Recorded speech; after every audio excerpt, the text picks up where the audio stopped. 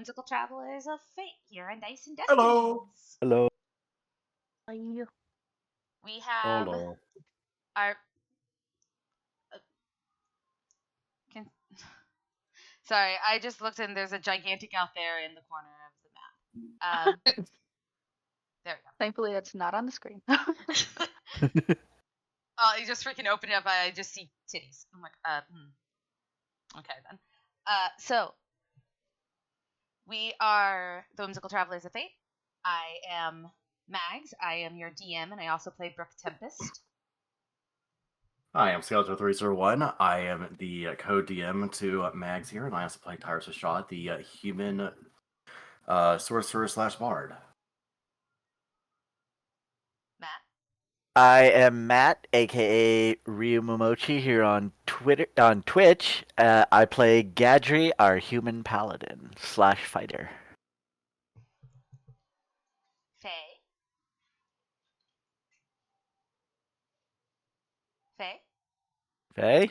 Hi, I am Faye. I play Althera, the Yuan-Ti half-elf bard warlock. And Nevs.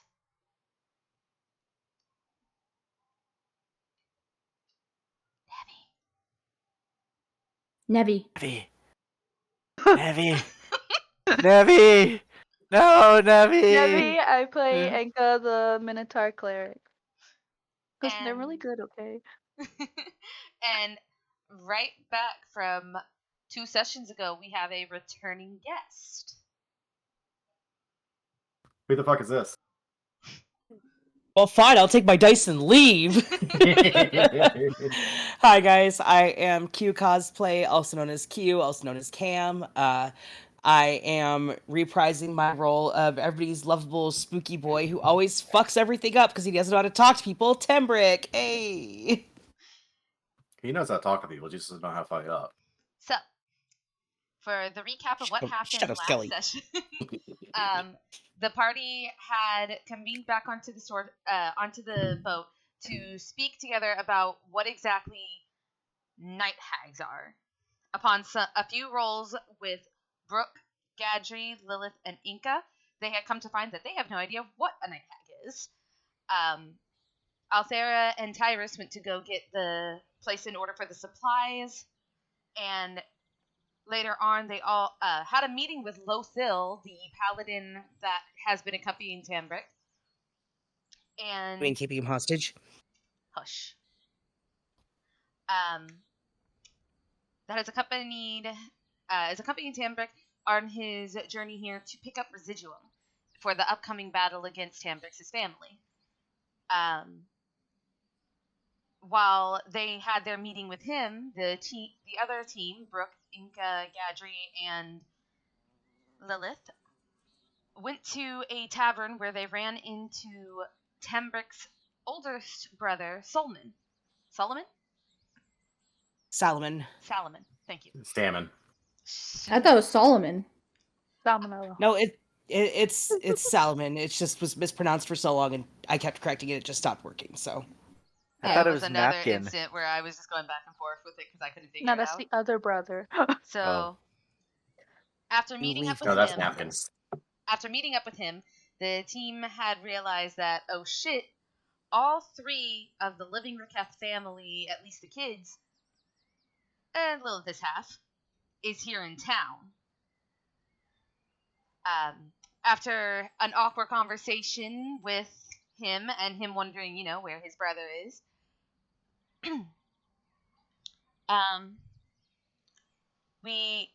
the team had left to go to the marketplace where they had found Althera and Tyrus talking, and met up to talk with each other about what the hell is going on. Tyrus and Althera had both come to realize they've only ever heard stories from different sources and fairy tales of night hags, but had no idea exactly what a night hag was.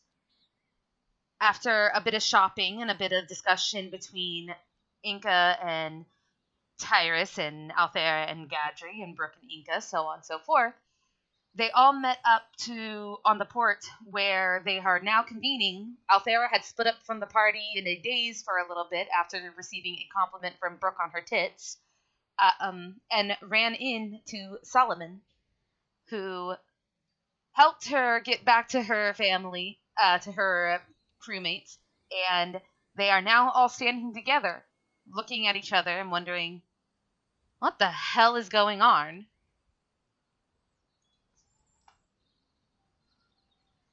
The game was paused for me. Yeah, time was advancing. Did I hear the game? It is now swear 5 to God, p.m. Mag. It is now 5 p.m. And Lilith looks to all of you and goes, so, we're all here. Solomon looks to all of you and repeats his question before. I don't understand what's going on with my brother. You said that when is he not in trouble? What trouble is he in? When's he not in trouble? What's the trouble this time? That's something for him to explain. Yeah, let's just say that he's caught up in more family drama. He kind of sighs and goes, I was hoping that he'd stay out of that. You cut out what? I was hoping he'd You may stay want to out fix of your mic. that. Nope, apparently not. He kind of takes this in and goes, well, where is he? Last I saw, he was with all of you. We told him to fuck off, and he's probably with his dummy mommy right now. Brooke's going to cast Mage Hand and smack Tyrus in the back of the head. You keep cutting out, Max. What? The hell? You keep Keep cutting out. Cutting out. Your microphone keeps not hearing you as well. How's this? Is this You better? either Are you able to lean into your mic a little bit more? I say either lean into your mic or go into your voice settings on Discord and turn off your well, I have to. Is this better? The Yeah. Is it no longer noise like suppression. killing? Yeah, noise suppression. Well, if you have voice activation, there's a noise gate slider you can choose. If you lower it, it actually opens your mic more to sounds, but it'll Yeah, pick so your am I still voice cutting up out for all of you? Nope. Not at the moment. No, you're better now. Alright. So Brooke uses Mage Hand and smacks Tyrus on the back of the head. And goes, after the ball, he kind of left to come here in order to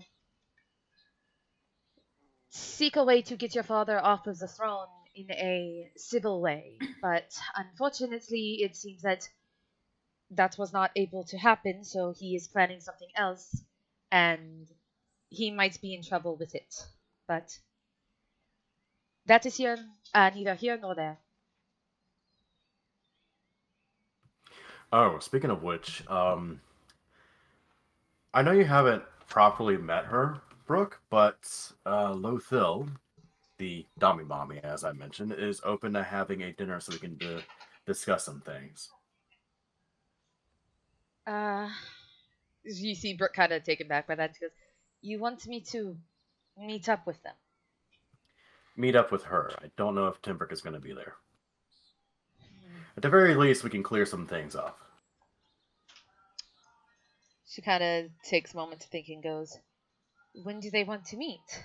Well, as soon as we let them know, probably tonight during dinner or what have you. Basically, we're looking to have dinner somewhere in town, so. I'm gonna look to Brooke and go, Avern's gonna want to see him in there again. It's not Timbrick. Lothil. I was talking about you. When we were at the tavern, Tyrus, the barmaids were not very happy that you two caused a scene in their tavern. Then I would like to go and apologize to them. Have fun with that. I think that would probably be best. But do we want to have a meeting in public, or should we do it on the boat? Not on the boat. Not on the boat. I You vote can see not on out the there boat. get a little bit sad. She was already planning a menu in her head the second Tyra said, "Yeah, she wants to meet for dinner." She's like, "Oh, I can make this." And then when Enka said, "Not on the boat," you Seeing see her get you sad, you see her Enka's gonna ear. go. Alright, go. I say you see her. I was say you see her ears just like droop. Seeing her Like, ears droop, "Aw." Enka's just gonna quickly go. But we can have a picnic. Have a picnic, bring our own food. So Her ears perk back up. you want to have a picnic with them as we meet? You're private and cozy. I'm not sure if I want to meet Tambix's new friends. She, at the very least, is much more reasonable than Timbrick. She seemed nice.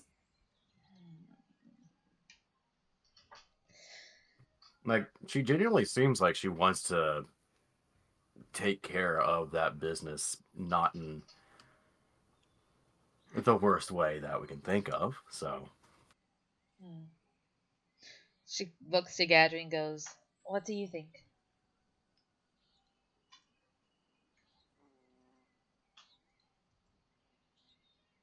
Yeah, Gadri, what do you think? Gadry, I think you're Gadri. muted. She's got nuggies. Who There we cast go. Cone of Silence on Gadry? Tyra's Sorry. totally whistling. I was sitting here talking the whole time. No, not really. Okay, so Gadri's just kind of he is definitely just kind of zoning out a little bit because all this talk and all he hears is food. So We just ate! He's a hungry boy. He's a He's grown like, boy. yeah, it's like he'd say, "We just ate." And he's all like, "So, what's your point? More Listen, food." Muscles need food, okay? I will say, y'all are very lucky that I have all of your soundboards muted, because Those aren't soundboards. They're just Yeah, those are emojis. just regular Oh. emojis. they keep popping up. I'm like, you are lucky I have all your soundboards muted. So Brooke looks at Gadry and goes, what do you think about meeting up with this friend of Tambix? Gadget kind of thinks a little bit, and he does the usual thing with his beard, and he goes, "I think it might be a good idea to meet up with them, but we can't fully trust them. This is a big thing that's happening, and we are very much outsiders in it." If we do meet up with them, if I meet up with her, Lilith cannot join. And Lilith No. kind of blinks, like, what? That's not fair. You get to meet all He the cool ki- people. He kind of chuckles a little bit and nods. He goes, that's understandable, and it's kind of reasonable." And he looks to Lilith and goes, "If in case they try to do something to harm us, at least it'll just be, it'll just be me and Brooke, and they won't be able to take you away, Lilith, you know?" But I can fight. This isn't about fighting right now. I know I promised you the next kill, but this is not about fighting. Tyra just looks at Gadry fatly like, you promised her what? She puffs her cheeks out.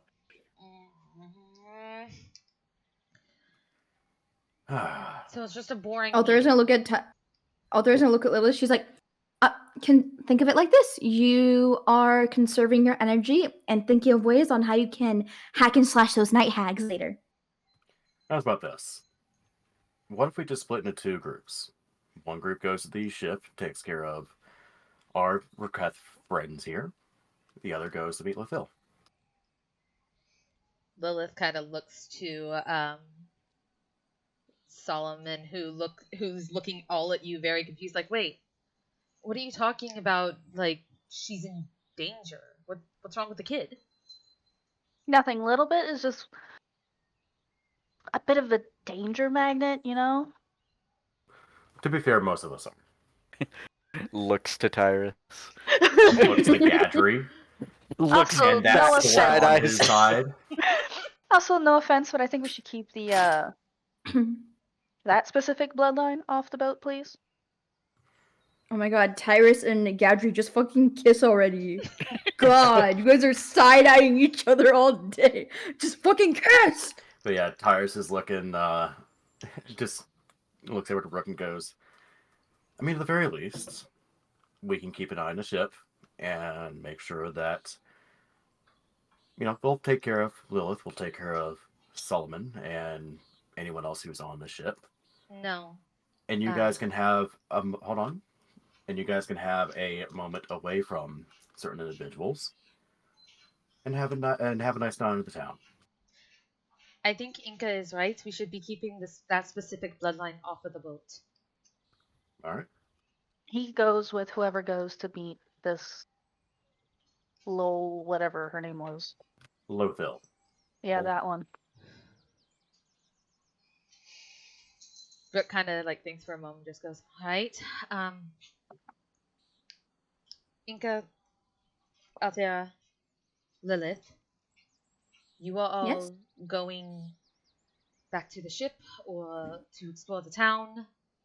Me, Gadri, and Solomon will go meet with this paladin.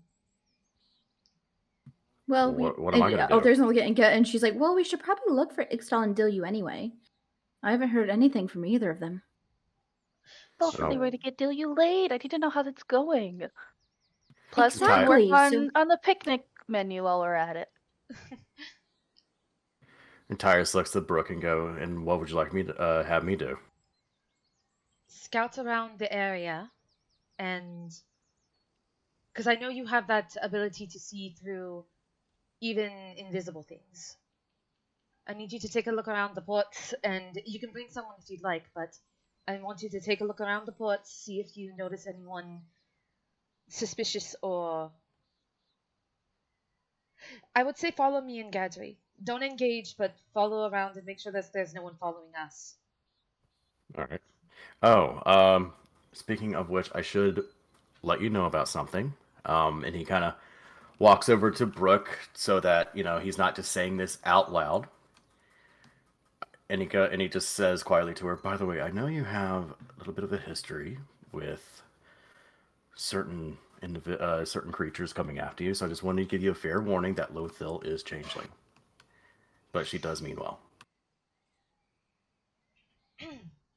You see Brooke kind of like clear her throat and go, well, it's good to know ahead of time.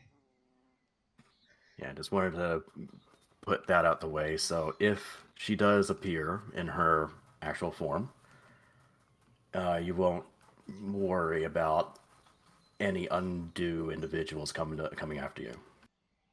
Brooke looks to Tyrus and goes, and how do I know that in all of this time that Tambrix has been gone, that for some reason she wants to meet with me? How do I know Tambrix isn't pulling something with Jorhaus? Well, neither of them had any inkling of Jorhasian, read on them. And remind me, it wasn't Lothil's idea. It was Tyrus's idea, right? Yeah. For what? Yeah, to meet for dinner. Yeah, that was you saying stuff. Yeah, and he just gives a nod and goes, that, and also because it wasn't her idea. It was mine. I invited her to dinner so that we can, at the very least, exchange some information and make sure that things are kosher between all of us. Oh, you said Lilith. I thought you meant like you were saying it right now. No, Lothil was the one who asked you to arrange a meeting. Oh, wait, what now? I thought you were saying that like the dinner, like because you had said dinner before. Are you talking about if Lothil or Tyrus was the one who talked about meeting Brooke? Yeah, it was. That was Lothil. Yeah, that's what Tyrus is saying. Oh. Because, yeah, so essentially Tyrus is saying he doesn't feel like Lothil has any inkling of that because it wasn't her idea for the dinner, it was Tyrus's idea.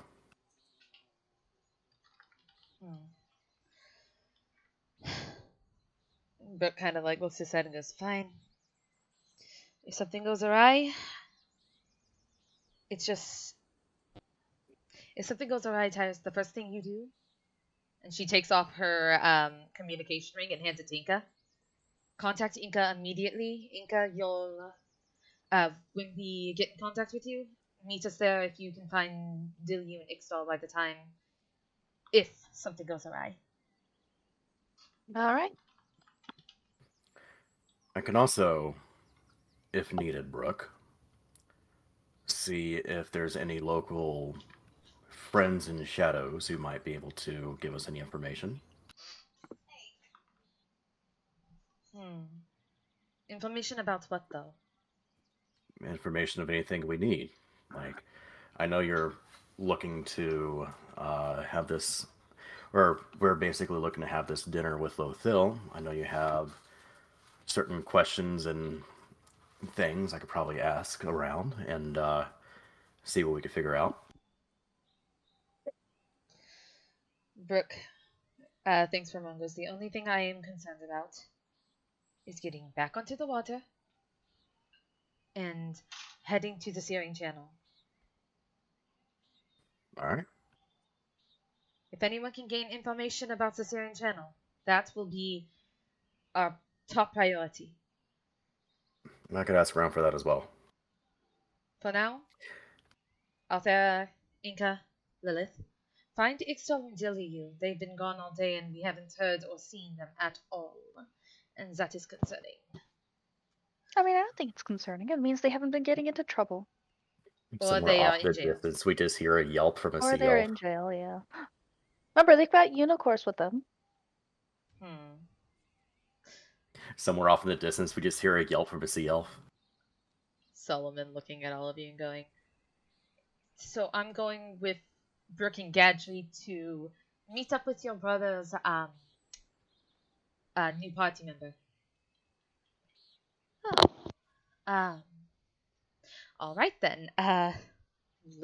Lead the way, I guess. And you see him kind of like awkwardly like looking at this all like, I don't know what I got myself into. I just wanted to help the pretty little elf girl. Why does this always happen to me? Stop following pretty people. So everyone's gonna go there, make their ways. Yep. Tyrus would like to, while we have the time, go and see and get a pulse on the underground and see if he could get any information on what they need. Whether it be the Searing Channel, anything on Night Hags, anything like that. He's gonna go where? He's going to try to get a pulse on the underground and see if he could find some information. He's not going to say where he is because affiliations, but he does have the ability to kind of make some underground contacts and ask around. All right. Let's split up into groups, but for now we're gonna switch over for a moment. Okay. Who is contacting Lothil? Because Brooke has no idea whom the fuck this is. Althera or Brooke can. Brooke can't. She's not familiar. You saw her, so you are. Brooke said she didn't see A her. She's too busy passing climbing out glance the does window. not count. It actually does. So, I will ask again. Althea, are you going to contact Lothil to let them know to meet with Brooke? Sure. Brooke told her where they're going, right? I believe they're supposed to meet. They're going to be meeting out a little outside of the town because they're trying to stick to more like a picnic thing. So, looking across the way, Althea, with her perception and such, can probably pick up it's like on the way out of town, a singular tree nearing the road with long leaves that they can wait at and meet up with Lothil at? Okay, yeah, so she does. She's gonna tell Lothil kind of like, hey, they're gonna be around this area. These are the people who will be meeting you. Okay, bye. Heart emoji. The response you get back is, all right then, we will meet them there as soon as I am able to. The bear claw was delicious, by the way. The owl bear claw was delicious, by the way. I'm glad. Freaking out there, just over there going,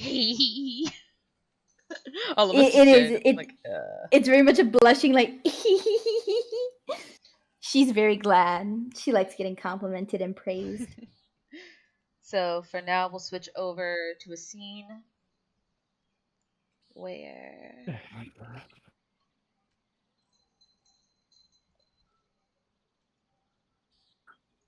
activate this one.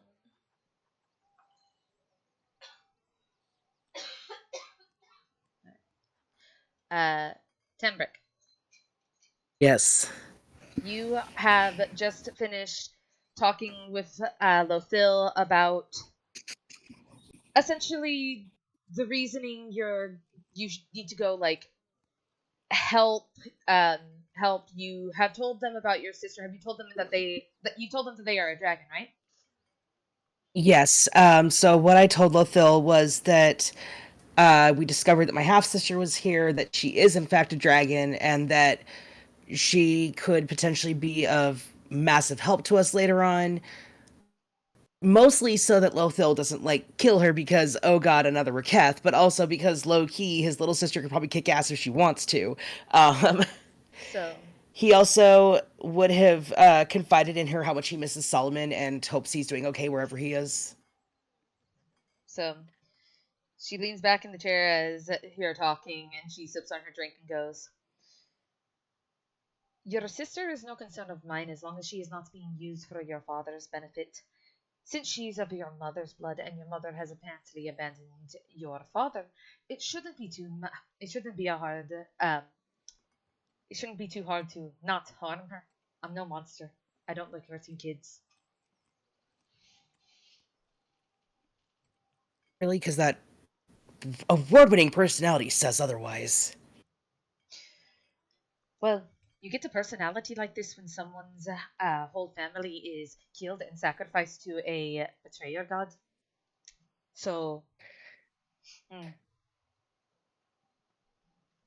she kind of takes And a a great long sense of sip humor. staring at you. He rolls his eyes just like, and a great sense of humor too. This is gonna be a fun trip. Anyway, my point is, if we help with this hag situation tonight. Okay, fine. If I help with this hag situation tonight. Exactly. I am not going to get in the middle of this because either way, if you come back, great. I still have to keep an eye on you. But if you don't come back, the rebellion still moves forward. Gee, thanks for the concern. She looks Anyway. at him and goes, if you want to give me a reason to be concerned about you, start showing me more that you are different from your family. Don't get so worked up over every little thing. It's not good for a ruler.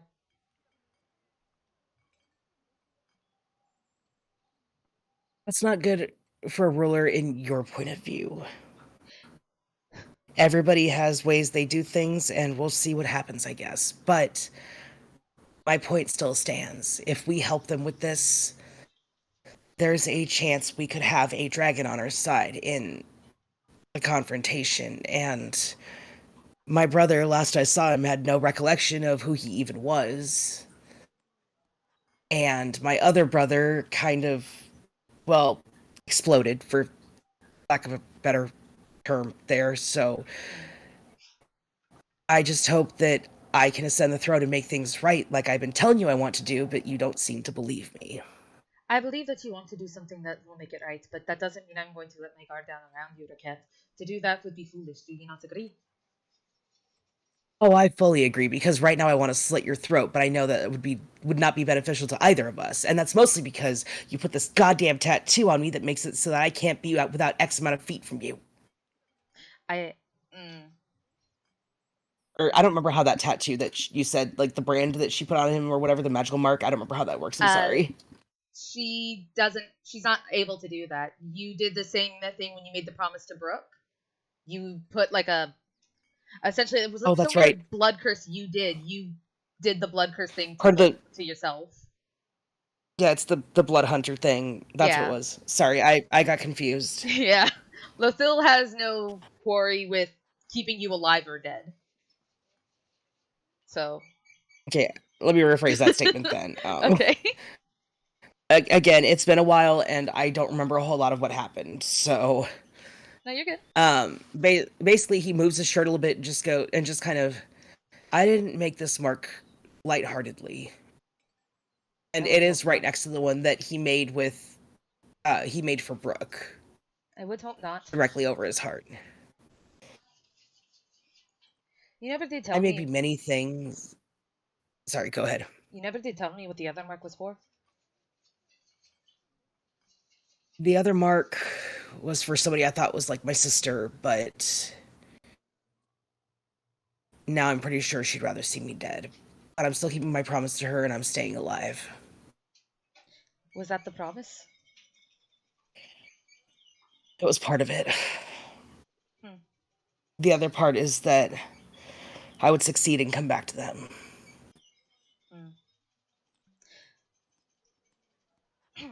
She thinks for a moment as she taps her glass and goes, "Well, if anything, you can have the night. You can have the night that you need in order to take care of the hags. If you think that this is beneficial for us. But do not let me find out that you have run away from your woes, and do not think that. Let me know that you ran away with your woes about fighting your father, because the rebellion will still go on. But if you are not there with us, then we will assume you stand against us." And I understand that. If I were to up and leave after making this promise, because I looked into it, it is a blood hunter thing.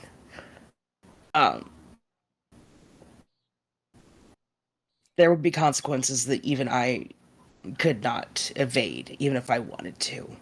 And that's implying that I don't want to help you take my father and bury him into the deepest, darkest pits in the ground and shit on his grave. Well, she takes a long sigh and then she pauses for a moment. You hear her go, "Thank you for letting me know. By the way, the bear claw was delicious. Thank you." She looks to you. "I am being summoned." Yeah, I should get ready for the hags tonight. Get some rest for the cat. If you've used any of your abilities, make sure that you take a good nap. I will. And if it says anything, I do hope you come back alive. I'm putting a lot of hope into the fact that you will be different from your family. I just I'm hope hoping you will not make me regret it.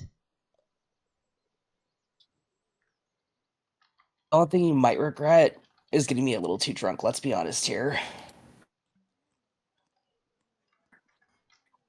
He's trying to make a joke. She looks at him and Emphasis on trying. she looks at him and she slow blinks and goes, "Whatever you do when you are wasted, I do not care for. I don't want to know. Whatever it who or whatever it is you stick it in, I don't want to know." She stands up and adjusts her armor. As she goes to, like, as she's walking out, Timber just, "I liked a bloody tree once. Come on." She turns to look at him. And she has the most disgusted looking face, like, "I don't want to know where your tongue goes either." And she just slams the door, like, "Oh God, this disgusting thing. Oh God." I mean, I don't know what's worse, the fact that it wasn't in sexual context or the fact that it ended up being charred bodies. um. Okay, we're gonna go back to the boat. Tempest, is there anything you're doing to prepare for tonight, though? Mostly going over the stuff that I know, like, because we did the What? It just lost him. He died. She killed him. Story's over. Okay, arc is over. Timbrick died. Well, damn, man. Like, I knew that he might die tonight with the hag, but fuck. I didn't know it was gonna be that soon. I was gone for 2 seconds. No, my Preemptive. Discord decided to Yeah. auto refresh. Yeah, you're good. Anyway, with the information that I got from the history check and stuff that I made earlier today,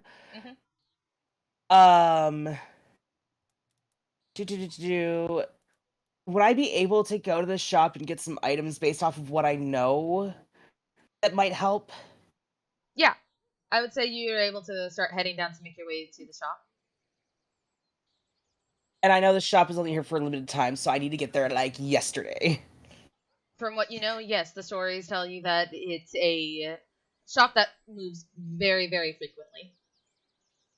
Okay, well, I'm gonna hoof it over there and see how many supplies I can get that might help with this situation.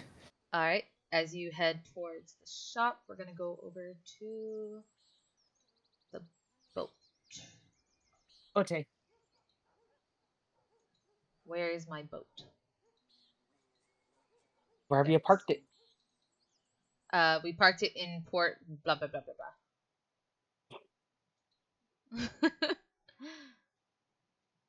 All right.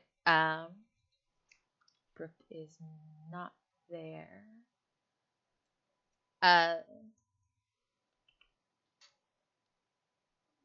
Taking a second for Foundry to catch up with me as it's loading everything in for the boat. All right. So, Althera, Gadri, Inca. I thought it was Althera, Yeah. Inca, Lilith. Yeah, I was gonna sorry. say, when did Yadri come with us? He started following you because he thought Althera was gonna cook. No, he was going with Brooke. I know. It was a joke. Oh. I was so confused. You stop thinking about your stomach, man. You're there in spirit. You guys get back to the boat to see if that Ixtal has returned. Mm-hmm. As you get there, you see Ixtal is in fact there. You see Unicorse, but you do not see Dilliu. Althera is a little panicked. She's like, where's Dilliu? Well, if we're lucky, he's getting lucky. I think he's gonna walk up to Ixtal and hug him and give him a kiss on top of their head. Aw. Just What like, a how was your phrase. day out? Ixtal looks up to Inca and smiles and goes, "It was quite lovely.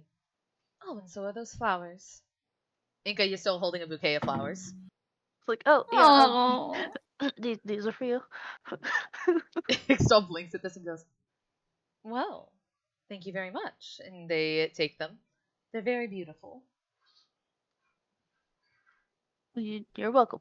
So did Dilliu, did he get lucky today? Did you manage to get him laid? Dilliu is occupied at the moment, but not getting laid. Well, is he at least making a new friend? I think so. Then that's success.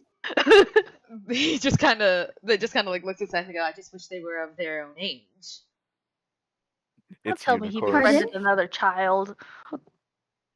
He's currently at the local library with the during arts and crafts time. Apparently, he's quite fond of this. Well, he did enjoy it when we went back to Aw. Crab Island. That sounds adorable. Maybe he should work at an orphanage. Ixtal just looks at Inca like the irony. And I what will of say, everyone else? when Enka handed Ixtal the flowers, I don't know if either of them have a high enough passive perception, but you could see Althera's eyes moving back and forth. She's planning their wedding in her head. She has like the venue, the menu, the flower arrangement. Like she has everything like tucked away in that brain of hers. Can Enka tell with my passive insight With your passive that I was insight, yes. Definitely. she's just looking at she just like glances at Althera and just blushes more and just like I'm so glad the fluff hides it. And she's now planning the honeymoon. She is. Althea, in the back of her head, Althera's thinking, I'm gonna add this to the notebook, to the wedding notebook. So, Ixtal looks to all of you and goes, and where are the others? Well, we ended up finding Tambrix's brother. So His brother. yes, Mhm. apparently he has a brother, and his brother is also here. They were He's looking very for each nice. other, and yet we found them instead somehow. This is our luck, right? Well, technically, Mr. Solomon found me, and he helped me get Tyrus's dice back.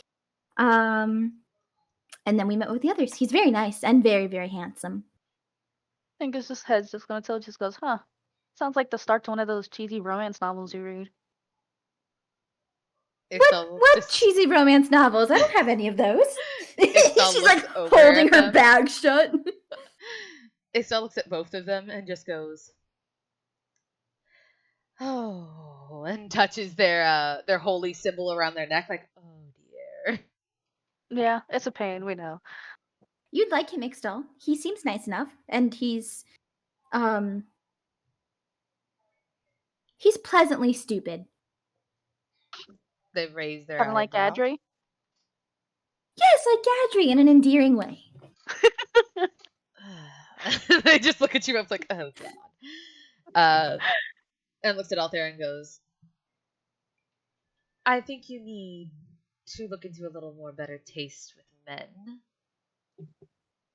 I don't want to marry him. I'm just saying he's nice company. And he called me pretty.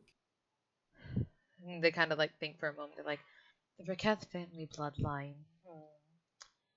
Raketh. Sounds quite familiar. I wonder how far back their bloodline runs. Oh, I'm gonna either say way. you could. Ooh. No, go ahead. I was gonna say both Enka and Ixal could tell that Althea is not used to getting called pretty, so she's like digging her claws into the fact that someone called her pretty. Yeah, so Enga's just gonna go, well, either way, Brookie and them went to go meet up with Tambrika's friend and drop the brother off. We'll be meeting up with them later with some picnic food. So looks towards Althea. You will be cooking. Yes, I'm very excited. And what, my dear, are you going to be making for them? Oh, I was thinking some simple sandwiches, a few thermoses of soup, a few salads, and then some little finger foods. I see. I'm gonna make cannolis, and you see her run down to the kitchen. Ixtal just kind of like looks over at Inca and mouths, what's a cannoli? I have no idea. Huh. But Well. I'm very curious. Now let's go help her. Shall we go help her or should we place an order for some alcohol to arrive to the ship? I feel as if tonight will be quite stressful for everyone. When Ixtal said or, you saw Inga's ears like perk up, and then it kind of drooped, and then they perked up again. I love Inca. They think for a moment, they go, besides, I should go place my new flowers in my room and go see if I can find a nice vase for them. I totally 100% agree for the alcohol. Definitely yes. Is there any alcohol in particular that you like? Nah, I'm used to cheap stuff. Let's ask Unicorse. He drinks a lot too. Hey, Unicorse, what's your favorite type of alcohol? Rum. They Oh, there you say go. as they're staring off into space. Lilith is over there, like, brushing their hair. What's Like, rum? Lilith, you want some rum? Lilith looks over. Does it taste good? Burns. I'm heat resistant. Let's go. Same. Woo. Ixtal just has like a nervous sweat and just goes has like a little sweat. Like she is far too young to be drinking Inca. Can have a cup or two. It's fine. Just looking at Inca like, ma'am, we don't need to dilly you. We don't start them young. Fine. But Get her some really spicy cider instead. but we can say that when Lilith does reach the age to have her first drink, we'll be there. Hey, Lilith, how old are you again? 14? You Ah, 4 more years to go. Ixtal looks towards Inca and looks towards Lilith and goes, what a pair you two will be later on in life. Just like, oh dear. Let's go Gonna have the most fun. Lilith, why don't you go start helping out there? We'll be down in a moment. I'm going to see if there's someone I can get in contact with about lots of alcohol being ordered.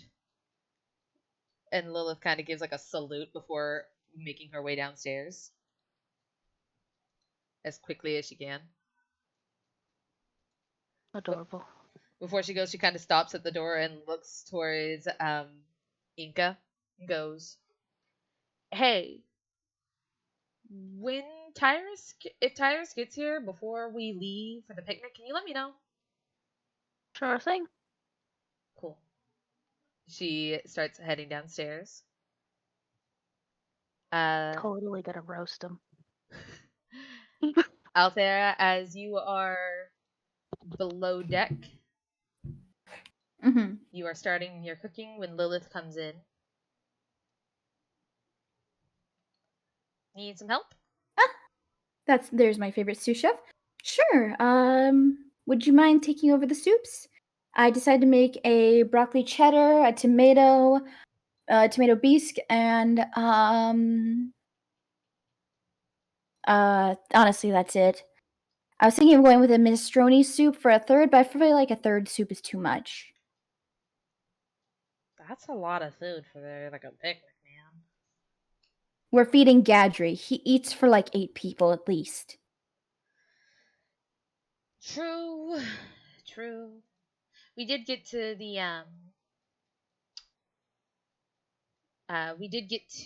the tavern and he ate so much food. Exactly. So much food. As she's like filling the cannolis, she glances at Lilith and she's like, "How are you feeling about today, by the way? I know it's been a lot." She kind of like thinks for a moment. She's like, I don't know. I've always heard stories about my brothers, but I've never really met them. Well, what do you think of them now? That you've, well, at least met Tambrick for long? He seems panicky. Like everything's out to get him in the most scariest sense. I feel like he I needs suppose to planning a coup would. breathe. Oh, sorry, peanut in my throat. Chew Uh, your food. I did chew. It's just peanut dust. But she says, well, I suppose planning a coup would cause someone to be a bit paranoid.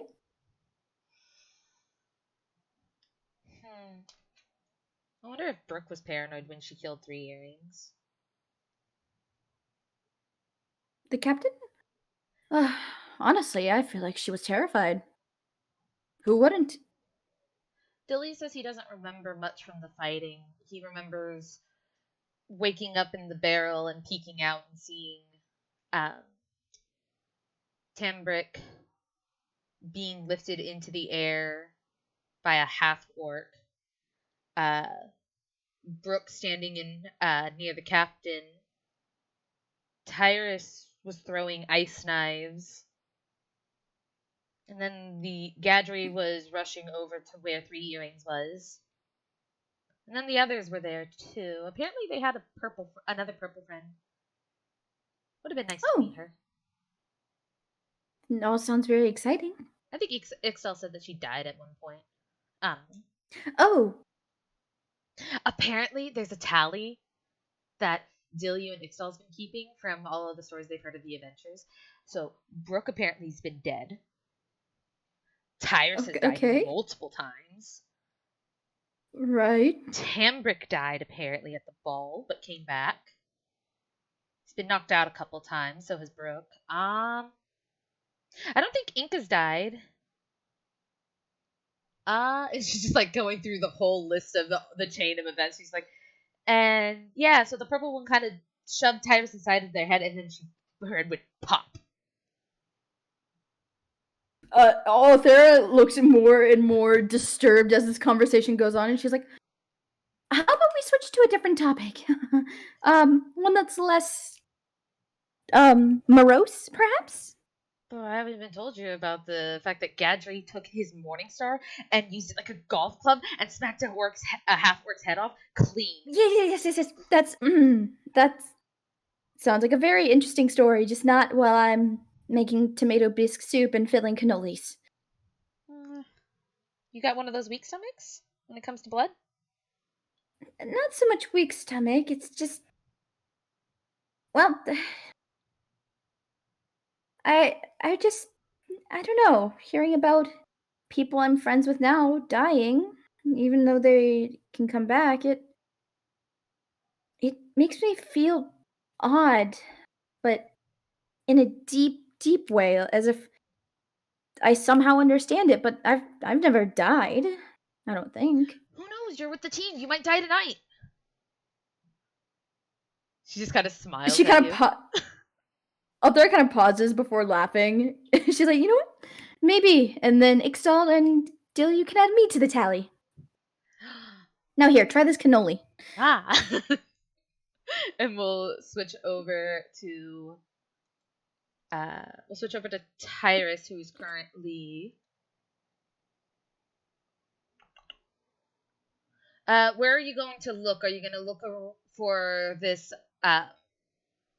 for the underground areas? Are you going to be searching near the ports? Are you going to be searching near the warehouses?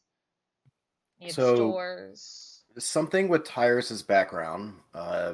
He's not like a full-blown career criminal, but he has had a bit of a criminal element in his background, so he knows how to look out for some of those things, mainly keeping an eye out for written thieves' cant in areas. So he's been keeping an eye out in the ports and the warehouse that he's been to in some of the areas while they were going shopping. He's trying to call if he's actually seen any markings of thieves' cant to like notify of like safe house or uh, base of operations or anything like that, or friend. I would say roll a history check. No, intelligence. Sorry, an intelligence throw to see if you can recall, and then a perception check to keep your eye out for anything. That's an 8 for my intelligence check. And you said a perception check? Yes. That's also an 8. I'm gonna use my magical guidance to reroll that. All right. Okay, that's better. 16. All right. Um.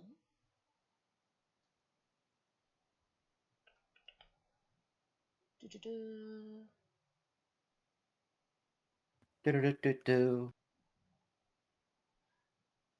Sorry, I'm looking to see if there is such things in Taldore. There is. I can help you with that if you want.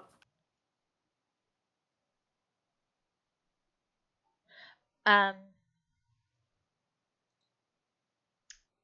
don't think it's the Myriad, is it? No, it's the clasp. The clasp is most prominent in Taldore. That's what I was looking at, because there was two different Taldore ones. Yeah. The clasp is the most prolific one, and they actually have somewhat of an international audience, but they are most prolific in Tal'Dorei. Okay. So these are for.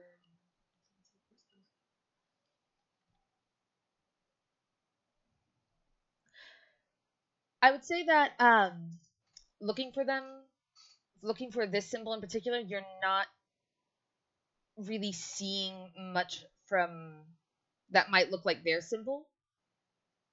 Well, Thieves' Cant is universal. Yeah, but looking for thieves can't, and then looking for a symbol, you're not really seeing much of this symbol. But I will say that um, when you make it towards the warehouse district where you last saw Lothil, Mm-hmm. walking through, you do stop by the alleyway that Lothil had turned down, and you do kind of remember Tempest talking about how Lothil had a connection with someone with access to residuum, and they went down this way. Hmm. Yeah, he's gonna then kind of make a walkthrough and take a passing investigation of that location. He's not gonna try to make it obvious that he's actually looking, but he definitely is going to try and see if he could spot any carvings of Thieves' Cant. All right. Active investigation check. Dun dun dun. 15. 15. All right. So walking through the alleyway, you notice that there are some familiar symbols as you start making your way towards where you saw Lothil turn. And the more you go through, the more you're starting to pick up on not really so much words, but specific symbols Mm-hmm. that are marking. Some are on crates, some are sketched into stone, some are weirdly enough made out of a pretty glass that seems to be melded into stone. As you make your way down, you're actively keeping an eye out for anyone nearby, right? No, he's mainly looking for markings because generally uh, when underground syndicates would have markings like this, they're generally for people who know of Thieves' Cant and how they work. Generally marking like, you know, danger this way or safe house this way. Basically, sort of like to guide people along that are part of the group. So the markings you're picking up is a safe house. Okay. Do you continue going down the way? He's gonna walk along and kind of try to get a good gauge of um, like what the area looks like. Kind of like do a very light stakeout and see if he could spot anybody coming in or out of the safe house. Um, so far, the only thing you really see is you don't really see many people except for one person who seems to be sitting down on a crate. They have a cloak over their head, and uh, over by where you would believe is the entrance, you can see a tail swishing behind them. It's a furry tail, so keen to a cat's tail. And you not only see the symbol that you are looking for, the crest of. Sorry, uh, someone entered the doors. Not only the crest of the class, but you also see another symbol. Mm-hmm. It is a symbol of a moon with 3 claws through it. Do I recognize what that is? You should. I'm trying to remember what that is. A certain Tabaxi friend a couple weeks ago had given you a letter. They said if you were ever in Ah, Marquette, but you're not currently in Marquette, but you do see the symbol. I see. And I didn't roll high enough to get an idea of like what that symbol actually means, right? Outside of like what she told me. No, you didn't roll high enough to figure out what she meant. She's basically gave you this and said if you're ever in Marquette or if you're ever in trouble and you see the symbol, give them this letter and tell them that you are friends of Tress. Okay. Then he is going to take a moment, kind of take a look around, make sure that there's no anyone that would bother him and this individual, like guards or anything like that, before he takes a turn and kind of heads a little closer. There doesn't appear to be any guards nearby, but you see them. They're sitting down on a crate. They are covered in a cloak. The cloak looks filthy, and there's a cup there with a couple like copper pieces in it. It appears that they seem to be quote unquote sleeping.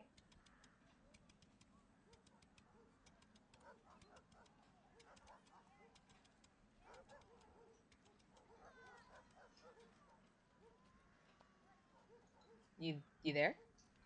Yeah, I'm just trying to look something up real quick. Kind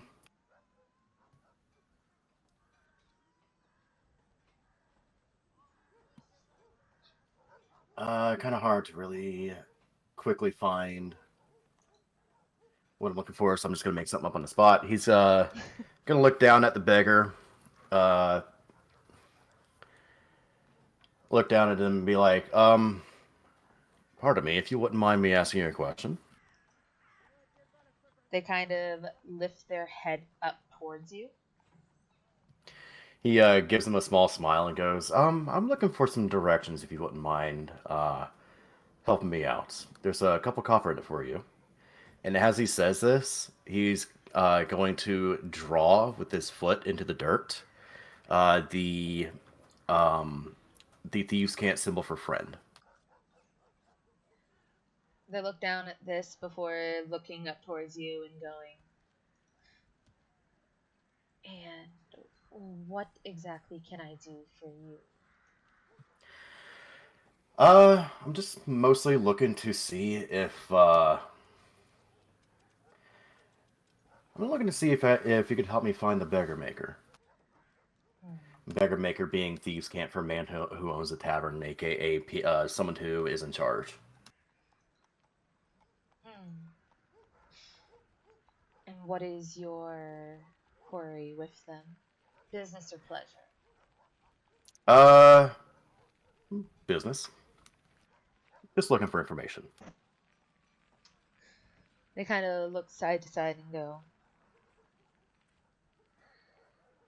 where are you from, stranger? What is your name? Well, I am a traveler of the world, you see. And you may call me Mr. Hasselhoff. Hmm. They stand up. Standing up, they are about they're about 6'7". Mhm. They pull their cloak back a little bit, and you can start to see the muzzle of a tabaxi as they look down at you and go, no harm comes to you as long as no harm comes to them. Do we understand? Of course not. Why would I? Why would I want to bring harm to a friend? Hmm. And they kind of use their tail and smack the door in a particular rhythm before it opens up, and she walks in, and motions you to follow. He follows. Uh, as you go in, another cloaked figure walks out and takes her spot into sitting. As she pulls the cloak off, I'll put in the embed what you see. Ooh, pretty. I'll put it in the mute chat. As she looks down towards you and says, all right, follow me. And starts making her way down a set of stairs and in a basement area. I don't have a map for it. Mm-hmm. Theater of the mind. Yes. Um, well, actually, I think I might have an area that's perfect for it. Essentially, me telling you that it'll be that this is underground because I don't have an underground map. There's one for the ones that I use for The Myriad. I don't remember exactly what the name is. Evening Nip. That's what it is.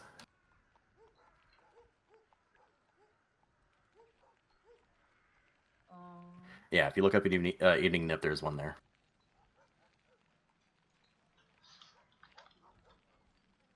Okay.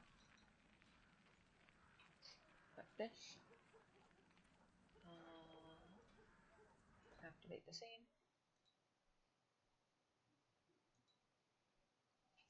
I was wondering when I could bring things up. Activate scene. Sorry, people, I'm still on the learning curve of Foundry. Honor. Dishonor on you. How dare you not know everything all of the time? I found what I was looking for. He was basically mentioned Flashkin, which is thieves' camp for a thieves' hideout. So she leads you in, and you definitely see a good bunch of people. Not like the room is stuffed, but oh god, where did Titus go? The room is stuffed, but there's a few individuals. Some people are talking. Some people seem to be in the middle of a poker game. As she looks to you and says, "What information are you looking for?" Well, part of my travels brings me up north to the nearby channel. I'd like to see if I can get some information on that. And, let's see. Oh, there's no job one. Okay. And I have a job involving a night hag. They raise their eyebrow to you and go, "A night hag." Yeah. That's what I said too whenever I was asked about it, so. They kind of think for a moment. They go, depending on where you need, depending on the information of where you need the particular area will depend on who I show you to. Gives a nod, and, oh wait. No one really told him where the night hag is, did they? Nope. Shit, okay. Well, he does know one location. He goes, well, as mentioned, pretty soon gonna be heading out north towards some dangerous waters, and figured I'd try to see if I could figure some stuff out about that area before heading out there. So the hag hadn't really been told where, but just trying to get some general information.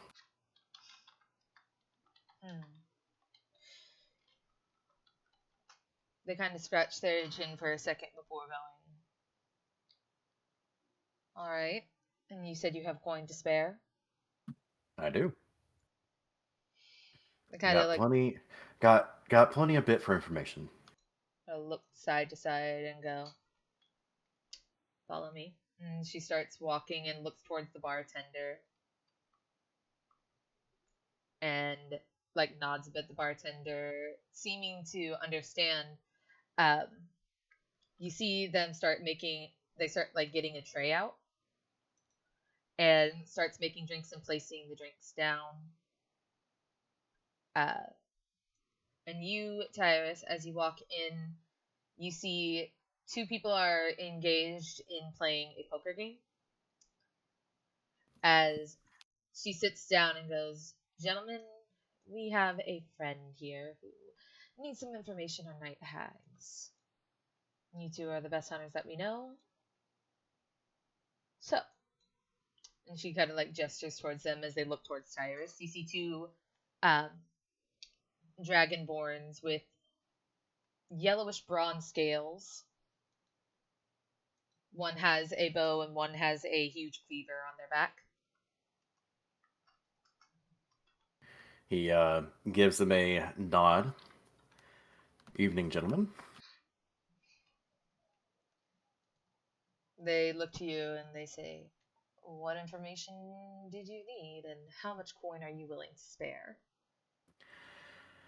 Well, I am chomping at the bit to get this information, so And bit, by the way, is thieves' cant for coin. So he gives a nod and goes, well, any information that would be helpful in dealing with said night hags would be greatly appreciated.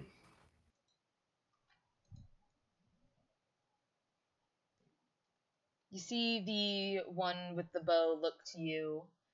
Looking between them, you can tell that they seem to either be siblings or possibly even twins. The difference in between them is their horns. Mhm. They look to her and she goes, he goes by Hasselhoff. Yes, my apologies. It's my apologies for not introducing myself. David Hasselhoff. They look to you and they're gonna one of them's gonna insight check you. The other one doesn't seem to have much notice on like care. You see them being very intently staring at their cards.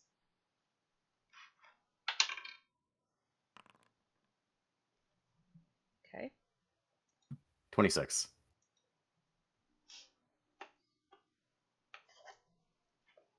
They look to you and they nod and they go, Hasselhoff.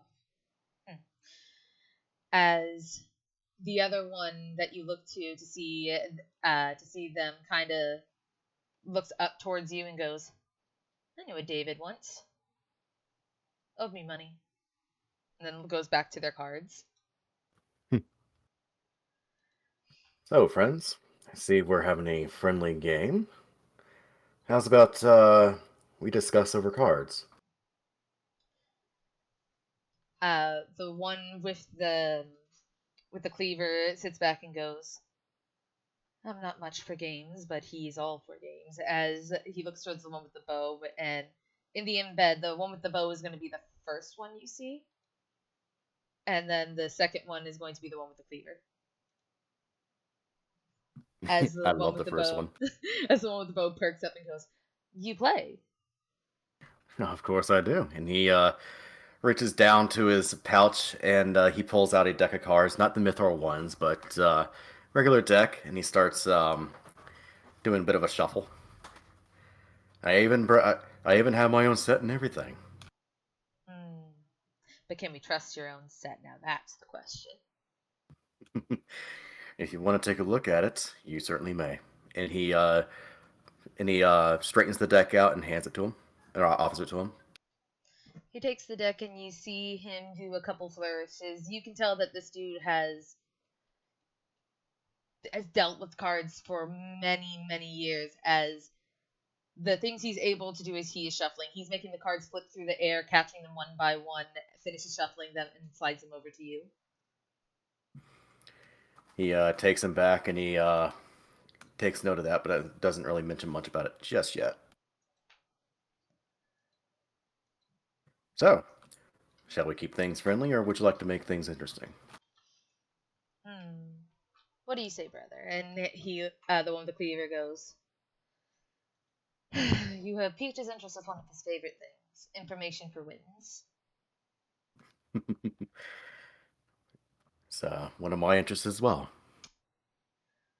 And you watch as he also does a little bit of flourish with cards, as he does a bit of a shuffle, flicks one to the air, catches it, looks at it, see it's like an ace, and he tosses it back in the deck. They He nod approvingly at you, like, he fans it across the table. So, what kind of game you like to play? One of the one with the cleaver lifts his drink and mumbles something about go fish as the other one nudges him and goes, no, not that one, not that one. I don't want to take up too much time with this, so we'll do highs. I think it's like highs and lows. You can do that. We can do a round of Gambit of War if you like as well. That's also quick. I'm trying to think of like card games that would be easy and fast. Wasn't there one called Liar's Dice? There is, but that takes a minute. Ah. And it's It can be done between two people. Basically, you have 5 dice between. Uh, you have 5 dice per person, and they have a cup, and they basically shake it, put it down. They look at their dice, but they have to keep it secret, and they have to figure out and say what they think is on the table. And you have to keep increasing the bet until someone lies or it's called out for lying. And if that person has said a lie, they lose. If they are correct, they win, and the other person loses. It's a simple way to put it. Well, I was looking at the poker one, and that one's way too complicated right now. Goddamn. So I'm gonna save Yeah. that for later. Yeah. Gambit of Ward is you roll a D8, make a bet, roll a D6, make a bet, roll a D4, make a bet, and basically the person with the highest total wins. Okay. So it's called what again? Gambit of Ord. He smirks at you and goes, "Do you know a bit of Gambit of Ward?" One of my favorites. All right then. For each time you win, I will give you a piece of. I will answer a question for you, and every time I win, you answer a question for me. Sounds fair. All right. So it's 3d6. No, you roll a D8, Mm. and then you make a bet. You roll a D6, make a bet, and you roll a D4, make a bet. And the goal is to get the higher number total. Okay. So they look to you and they smile and they go, "You ready?" Yep. D8. Yep. He draws his card, takes a look at it, looks at him, and goes, "So, what shall we bet?" They blink to you and they're like, "Information, of course." Hmm. I would like to bet some information about the shearing channel, the dangers of the shearing channel that you know of. All right. They look to you and they go, "You seem far traveled. Seem to know what you're doing. I think." My wonderful did, did my wonderful sun-tan complexion give that away? No, the fact that you're here gave it away.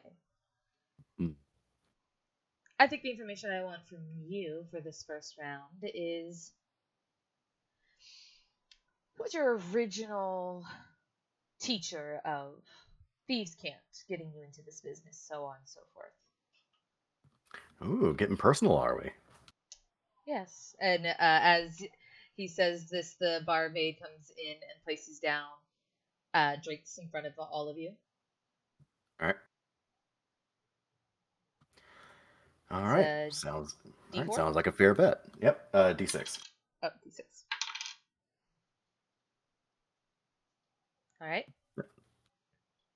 And he is keeping an eye on not only his cards but the dragon's cards as well to make sure that he doesn't slip any cards. Okay, roll perception just to be sure.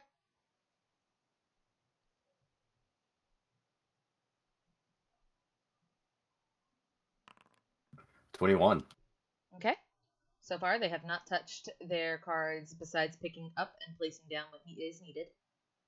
Yep. As is ours. So it seems. And so he's gonna have the last card drawn.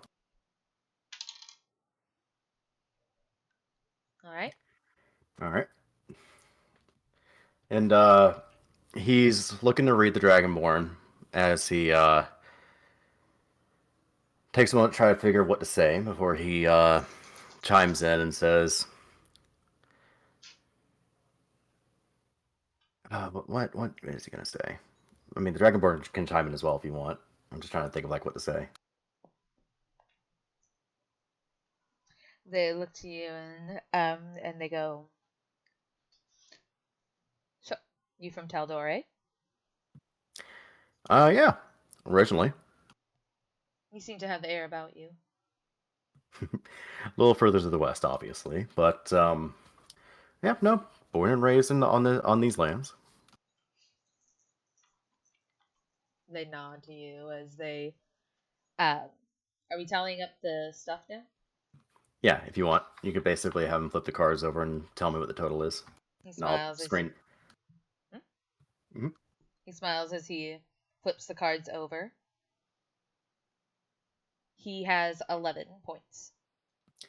I have 15. I rolled an 8, a 5, and a 2. I rolled a 5, 4, and 2.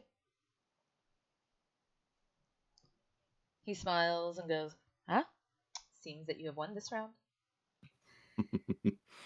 Searing channel, they say as they scratch their scales and go, "Well, the dangers of Searing Channel are the Swaggin. The Tridons are also there. They often get into quite a tussle, but they've been rather quiet lately." Yes, it's that quietness that has drawn my attention towards that location. Has there been any word on the street as to why that is? They look around and they lean towards you and they say very quietly, as no one can hear.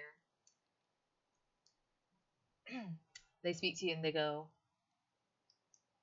you actually hear them speak Dwarvish and go, "Do you speak Dwarvish? It's not a common practice." He actually does. He gives a nod and gives a dwarvish greeting in return. He smirks and goes, "The word is that ships are going missing out there. We're unsure of where the ships are, but any ship that goes in there doesn't normally come out. Those that do don't remember their time in the Searing Channel. It's all a blank. If I were you, heading up there, I'd keep my wits about you and make it so that you don't end up at the bottom of the ocean. With some people are speculating that the Swaggin and the Tridents are working together to sink ships." I see. Also sounds like perhaps some sort of mine protection would be beneficial going in. I would say so. All right. He leans back in his chair and goes, "That's the information about the Searing Channel. All right. Would you like How to play about we? one more round?" Yeah, let's play another round. This time for any information about any local night hags you might have heard of, or Night any information on hags. how to deal with night hags. They nod and they go, "All right. And for you, let's see. I won't ask the same question. Not your original founding of your business in the underground. You're far traveled. Have you traveled anywhere near the Empire?"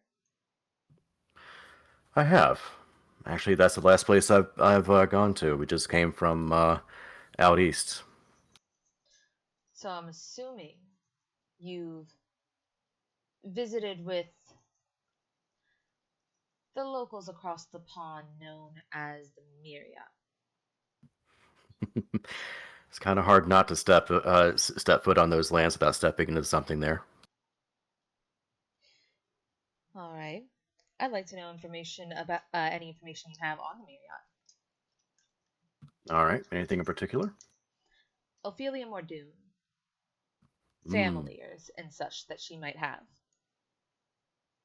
Sorry, what was that? Family she might have. Ah, gotcha. Okay, now that's some high stakes. Let's see. Okay. All right. You're keeping an If you- active eye? Yeah, he's keeping an active eye as he kind of looks at his card. I'm going to roll for them roll a d20 and add their modifier for their active perception check to keep an eye on you. All right. Roll, damn it. 18. All right. Doesn't see anything fishy. All right. D6 and D4. The D6, he will fuck it. He will try to get a reroll on that. All right. So he's sleight of handing. Yes. Okay, he needs to beat an 18, which I'm not thinking should be hard for Tyrus. I got a +6 on it. That's a natural 20 for 26. All right. You manage to re-roll. You feel, as you're flicking your hand, you think that the one with the biggest weapon or the tabaxi might have saw something, but as you think this, you kind of see almost a silver dust sprinkled near their nose as they sneeze, and it makes them lose concentration for a moment before they rub their noses and look at each other very confused. All right. Takes it, and he places his cards down. Oh, I need to get my D4. Ooh. Okay. Not as confident with this hand, but you know. All right. I rolled a 9, a 3, and a 3 for 15. A 9. Sorry, 6. I counted wrong. God damn. You said how? You said for a total of how much? Hold on. 12. Okay. I 14. freaking looked at it. I'm like, God damn, this freaking. Sorry. It's all good. 14. 8, a 5, and a 1. All right. Oh, I was not that confident with this one. They look to you as they see your audible relief and they go, so you are close with Ophelia. Good to know. I'll give you that for free. Yes, I am familiar with her. Familiar enough to be worried about the information you hold on her family. As you see the tabaxi kind of smirk towards you. Familiar enough to worry. Like I said, I'll give you this for free. Familiar enough to worry about what you might know about her and my activities.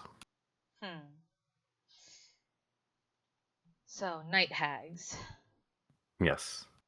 We're going to switch over to the other people because it has been a minute before you Yep. get your information. It's all good. We're going to switch over to Brooke, Inca, and Gadri. Oh yeah, it's Gadry time. Dab. That's it. No, never mind. We're actually going to go over to Althera and Ixtal, and We're gonna go over to Timbrick to see where he's run off to. we're going to go over to Brooke and Gadri, who are. Hey, what about Tembrick? I wasn't listening. Oh, I'm throwing Timbrick in prison. Oh, okay. He probably deserves it. Very nice. No, he doesn't. We're just doing it. Okay. Tossing Timbrick in jail. Brooke gives him a bar of soap without the rope and be like, "Good luck." Joke's on you. I've got prestidigitation. Jokes are on you. They take your thumbs. Alright, so Gadri, you and Brooke have made it to the tree outside the village. As you sit there, you see Brooke kind of like pacing. I didn't have a tree, so it's gonna have to be the swampy area. So you see Brooke kind of pacing as you two are waiting for this meeting.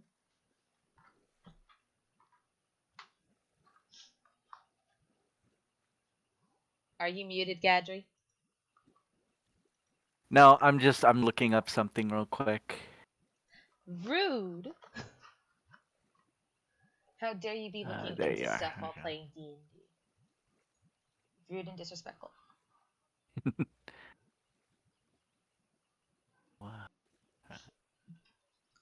Brooke is pacing back and forth and she goes, what if this is a trap? I don't know much about what Tambux has been up to since we left. What if... And you kind of like see her doing that thing she does where she spirals into every possible bad situation. What if this is a trap? What if he's actually working with the... Maybe Solomon wasn't actually faking being... What if he was faking being... that he had no memories? What if he... Gadry puts a hand on her shoulder and he goes, Whatever happens, we'll deal with it. Without For the now, take a breath, count to 5. We're gonna need calm and collected, Brooke. Brooke kind of looks at you and goes, I don't like that version of myself. She's too calm. He kind of chuckles a little bit. He goes, I know, but we need Captain Brooke. Captain Brookie, she's also Sis, nervous. you're not here. I already told you about this shit. So, Brooke looks to Gadri and she nods and she goes, right. Well, hopefully Tyus is doing what I had asked him and making sure that he followed behind to make sure no one else is following.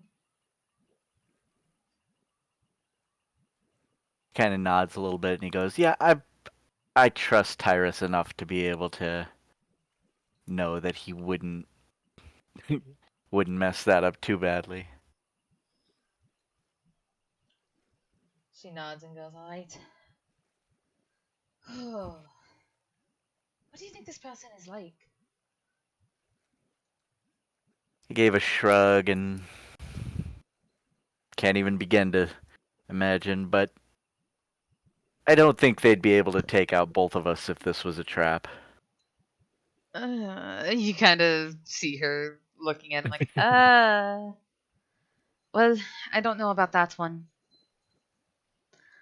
I don't know what they're planning, and I don't know exactly what they're capable of. In the long run, I have the ability to get us out of trouble if needed, but she kind of like rubs the back of her neck and goes, it won't exactly take us um, to the boat. He kind of nods a little bit and he goes, well, as long as it gets us out of danger, that's all that's really needed. It might get us into more danger. And you see her kind of like pull out a scroll. And she holds out the parchment and it has a circle on it. And she's like, I can teleport us away, but it will be into essentially the heart of Rosanna.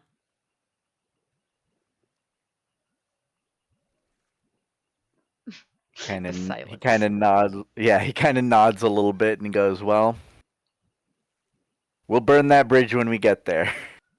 He says with a laugh. Always the carefree, always the carefree one.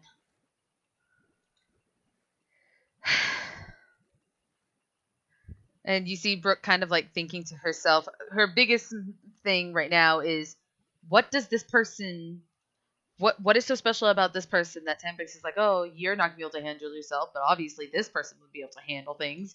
You see her kind of like going in the motion of, the fuck am I going to run into that Tembrix is so high thinking of? When you both hear the sound of when we both hear the sound of rustling in the grass. Gadri immediately turns towards the sound. Brooke looks over, and what y'all see is a tiefling, short blackish red hair, horns, red eyes, and orange skin as they look towards you. And they raise an eyebrow. And Brooke kind of like leans towards Gadri and goes, do you think that's Lothil? We never really got their look besides Changeling. Gadri kind of looks to Brooke just for a moment and goes, well, if they're a changeling, they can look like anything. I know. She looks towards them and goes, hello, what are you doing here? As they stop to look at both of you, and they're eyeing both of you like your weapons, your equipment, everything, and they go, I am here for a meeting with a Brook Tempest. If either one of that is you, and she kind of looks towards the water genasi, I am assuming it will be you, since you are the genasi. Then please, correct me if I am wrong. Brooke kind of takes a deep breath and goes, Oui, I am Captain Brooke of the Fate Chaser. And this is my my first mate, Gadget Stormhammer. Edric gives a light nod and half bow, eyes never leaving their form. Lothil walks over. Gadgery, you notice that on them is a giant sword, and they wear full plate armor. They are very well together. Soon to be me. Gadgery, Yes. roll religion. Religion. Yes. Brooke's too busy staring at this person. Nat one. By the way, I did some jumping jacks. No! Sorry. Double nat one. And yet I still got an 8, which is really impressive. Sorry. Oh, that killed me. You're both taken so far aback at this tiefling and thinking, that is a changeling. Hush. You're not here. I'm being your DM right now. So Brooke looks to them as Lothil's looking over them. You notice there's a lot of symbols on their armor. They have a symbol on the cloth that's around their waist, a symbol on their chest, and a symbol of an eye on their forehead. You have no idea what this is, but you know that you yourself have a lot of eye-looking things on you as well.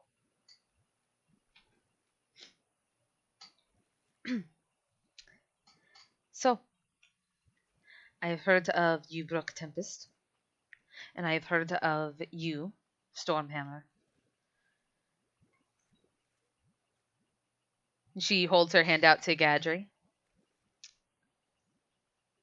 He hesitantly takes it and gives it takes by the wrist, and gives a shake.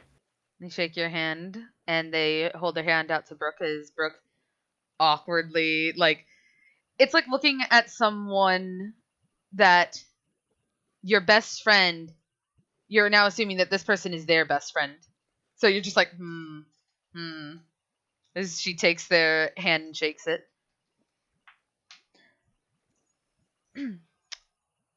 Well, the only reason I came for a meeting is to ask you some questions and memorize this one's face. And she points to Brooke.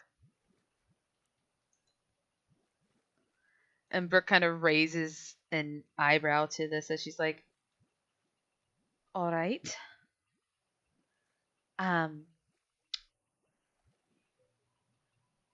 What do you want to know? And Lothil looks to both of them and simply goes, in the time that you have known Raketh, what do you think he is like for a leader?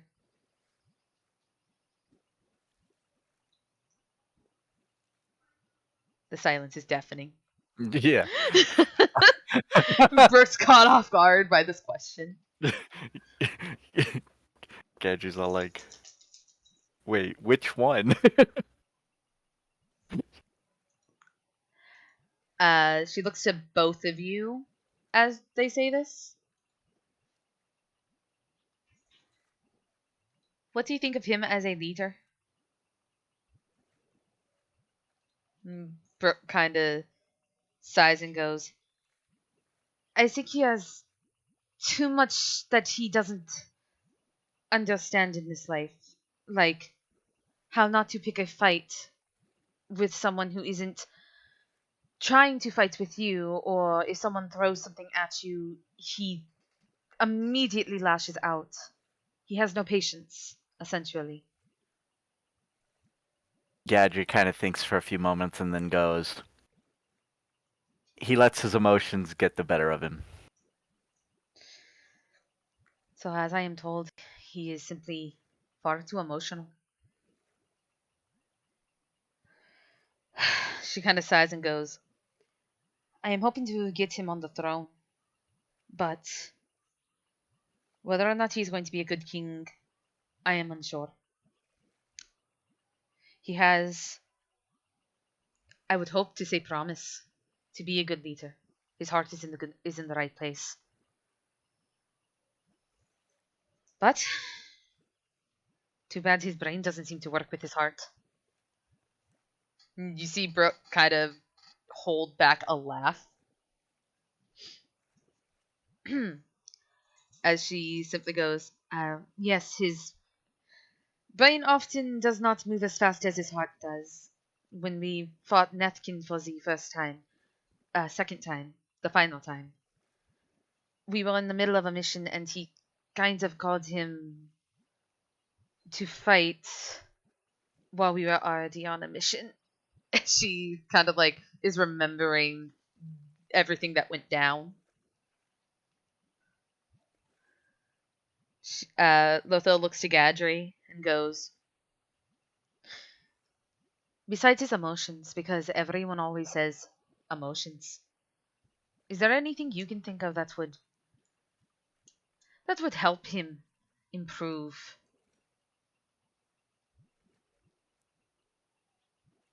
He kind of thinks for a few moments and kind of goes, he needs somebody to keep him grounded, to keep him focused on what needs to be focused on. If left to his own devices, he tends to run off into the forest. You hear Brooke mumble something about you're one to talk as she looks to the side. Like you look over towards her and you glance over and she's just looking away like, what was that? Somebody throwing rocks. Lothil nods to this and goes, all right. Is there any questions that you two have? She looks to Gadri first. He kind of thinks a little bit and he says, Tyrus mentioned something about a sister.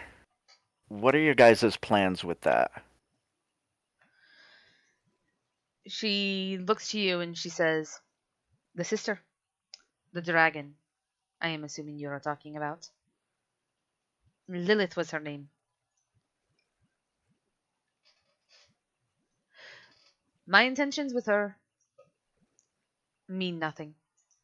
I hold no ill will towards her, nor do I hold any care.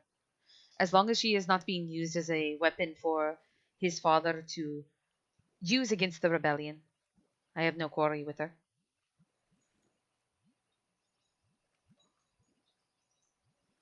He kind of nods a little bit and he Brooke's got an insight.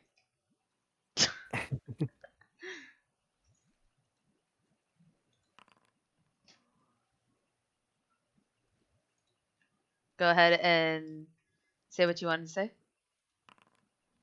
So Gadri kind of looks to them and goes, so you know, I will not stand any harm or threatening motions towards this child. I have no ill intent with the child. This one, on the other hand, she points to Brooke, has essentially been. The name Brooke Tempest has been offered up along with Tyrus Ashad and Orchid Sagethorn as the three people that mean the most to Tembrix Keth. As you are probably aware yourself, but you cannot take the words of someone that you do not trust by just simply their name, especially if it is a name that has caused harm amongst your people.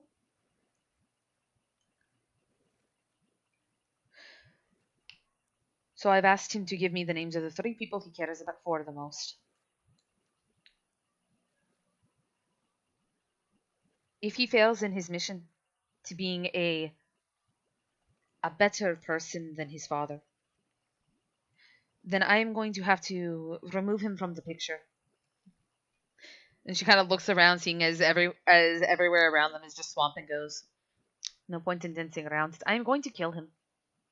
I'm going to kill him, his father, his mother, everyone that stands in the way of the throne if need be.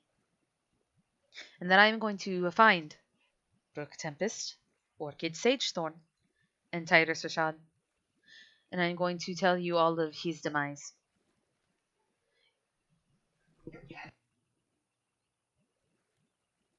Gadry crosses his arms a little bit, and he goes silent for a few moments, and he goes,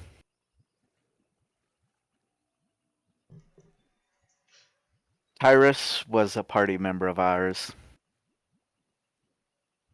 She Could raises an trust. eyebrow Oh, could as you say trust him. Tyrus was the party Oh, Tambrix. Sorry, my bad. member. You're good. Tambrix was a party I member of love it. ours. Could trust him about as far as I could throw him, which is pretty far. He has good intentions, but good intentions can only get you so far. I don't believe that he would be a tyrant as a king, but he would need people who are trustworthy nearby as advisors.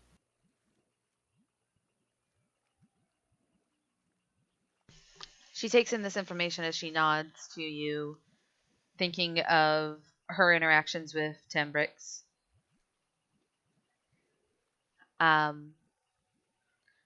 Brooke is eyes completely locked on her. You can see, like, as she says that she is memorizing everything she can about Brooke. Brooke is doing the same to her, though it is hard considering Changeling.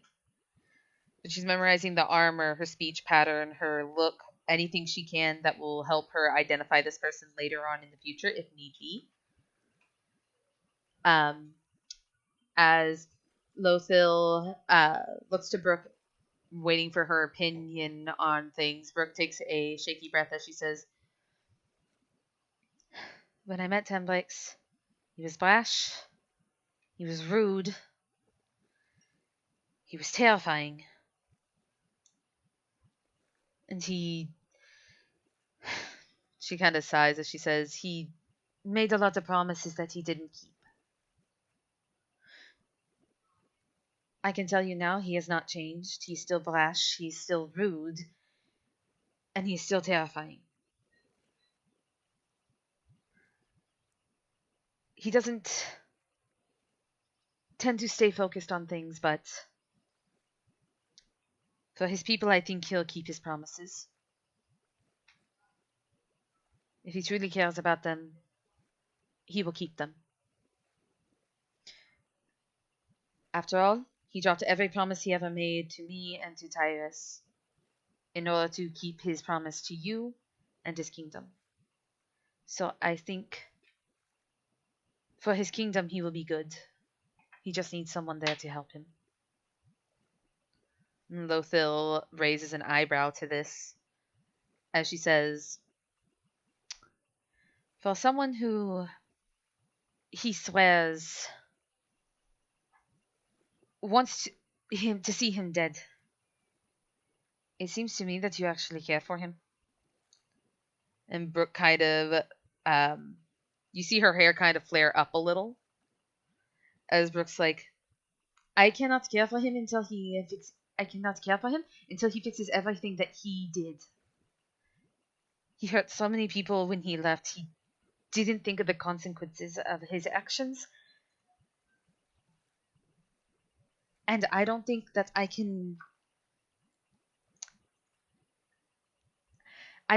trust him to be who I thought he was. And for the team, I don't think he's good. But for his country, I believe he can be good." Lothal nods. "For his sake, I hope he is." And as you all are staring at each other, having this serious serious moment. You just hear sobbing. As you turn around and you see Solomon wiping his eyes. He's just like, oh, this is really beautiful, man. Fuck. Ah. As he's staring up and Brooke's just looking at him like, fuck, I forgot you were there. I forgot Sullivan was around as well.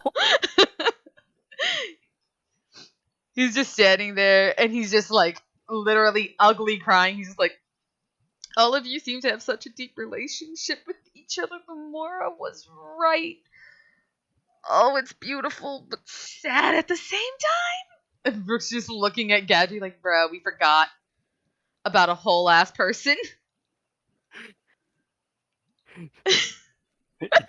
Andrew just kind of like his eyes go wide, but he's like he's mentally like, when were they here? What's going on? We had brought them since the beginning. They literally talked about Solomon being the one that was going to be there with y'all, and he's just standing in the back, just like blowing his nose on a leash, just like, oh fuck. A tense moment broken by a.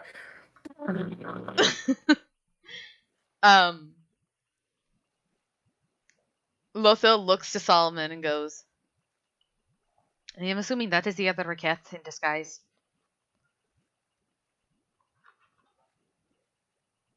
And Brooke nods, like, yeah, I see the family resemblance. She looks to Gadry. Tell me,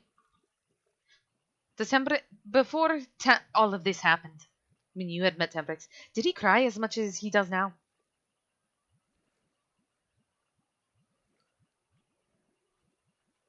Gadry? Gadry's kind of thinking. On one hand, Gadry's like, I don't think I ever saw him cry. But on the other hand, he goes, much more. Yeah, if yes tires that, yes, and a lot of blushing. She's like, so, seems that his emotions have toughened up a little? And Brooke's just like, no. For viewers at home, it is 100% canon. Tembrick cried all the time in the old campaign. Brooke's just like, no. He cried every day. And every night. He had his reasons. But damn, I thought that I could cascade water. Lothal looks to you both and looks to Solomon and goes, all right, come on, Raketh. Take you to your brother. As Solomon goes, I'm gonna see my little brother. And they're like, yes, you are. Stop with the tears. Making me uncomfortable. As she starts walking. She looks towards Gadry and Brooke and goes, would you like to come with me?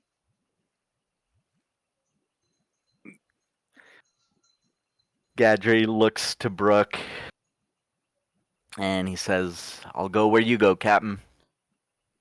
Brooke looks to Lothal and goes, no, I think I'm fine for now. Thank you, though. And she looks at Solomon and goes, stay safe. Solomon, like, puffs their chest out a little and goes, please, I'm totally gonna be safe. I am an extremely strong, extremely powerful blood hunter. I've got this. Don't worry. And Brooke kind of raises an eyebrow to them and they go, I swear I'm strong. And they just start walking like fucking hell. They're like, I'm just in touch with my emotions, okay? Strong people can cry. As they start walking.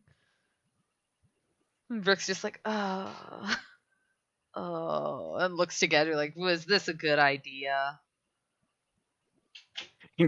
Gadry definitely just shakes his head a little bit and goes, no, but we had to do it anyway. Lothal looks back at both of you and just shouts over as they make their way back into the city. Raketh will see you tonight with the night tags, and walks away. And Brooke kind of freezes at this and goes, excuse me? And looks at Gadry like, what? No one told me this. And Gadry like shrugs. He's like, I'm in the same boat. Listen, I'm going out with my friends tonight. I need babysitters. as we're gonna switch back over to Inca, Althera, and the NPCs. By the way, I sent you something in DMs. Let me see. I think I fixed it, I believe. Before that. Okay, don't I gotta scroll up? No, it's just the last 2 posts before that. Oh. That actually sounds like it might be pretty. Go ahead and add that to the scenes if you can. Yep, it's in the scenes list. Okay. So we're gonna go back over to the boat. Dun dun dun. The one that Timbrick almost sank with how much he cried. Yes. Althera. Yes. You you have just you're just eating. God damn. I'm sorry, my sister's cat does a thing when she throws up, and she also does it while she's eating. Because she doesn't know how to chew with her mouth closed. You leave her alone. I thought that was a child. No, that's her telling me that she's chewing. Yeah, we could hear her. You in the leave that background kitty a little alone. bit. It was adorable. I'm sorry. Anyway, you were saying? So you have just finished up making your food. Ixtal and Inca, it went really smoothly considering Ixtal and Inca soon came down to meet with you and Lilith to help as well. After Inka has absolutely no talent for cooking and has totally nicked herself multiple times. Trying to help like chop up ingredients. I'm It's sorry, fine. It's so you easy to did. cut someone open, but it's so hard to do this. Ixtal kind of looks to them and kind of chuckles and goes, "Don't worry, darling." Here, and he starts like showing you how to chop the smaller vegetables compared to your minotaur hands. It's fine. Everything will just taste like beef. Ew. You are not here. Go away. And you two are now cutting vegetables together. Things have gone so swimmingly, and the food is done before you know it. As you have all worked together to create this meal, Lilith is sitting there, and you can definitely tell she's been sneaking snacks in between cooking. Oh yeah, that's why Crumbs all over Althera the makes face. extra all the time.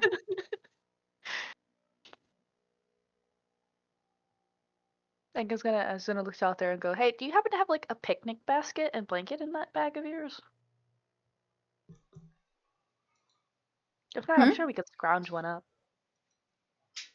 What'd you say? Do you happen to have a picnic blanket and basket in that magic bag of yours?" I'll see if Bartholomew has one. And you see her open her bag and like again, whole arm shoulder deep is like, Bartholomew, do you? Yes, that one. No, that one. Ugh! And it's a giant picnic basket. She's like, thank you, and then closes the bag. Will this work? We could probably fit Lilith in there. How big that basket is. Yes, I suppose if she like turns herself into like a really tight ball, yes, we could fit her in there.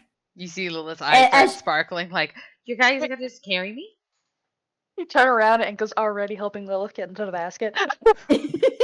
Lilith's in dragon form, just like trying to get her body in there.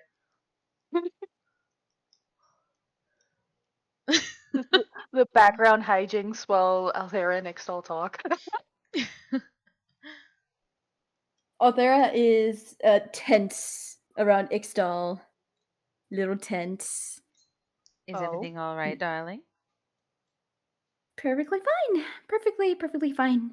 Insight check. Deception. I had to put my character sheet. Oopsie. Don't worry, Ixtal doesn't have the best when it comes to insight, but Dirty 20. has Let's an hope advantage. it's less than that. If I 17. blow on Althera's ear, will it give her disadvantage? How dare you? I already rolled. Ixtal looks to you and they kind of raise an eyebrow and they're like, All right. Then why so tense, dear?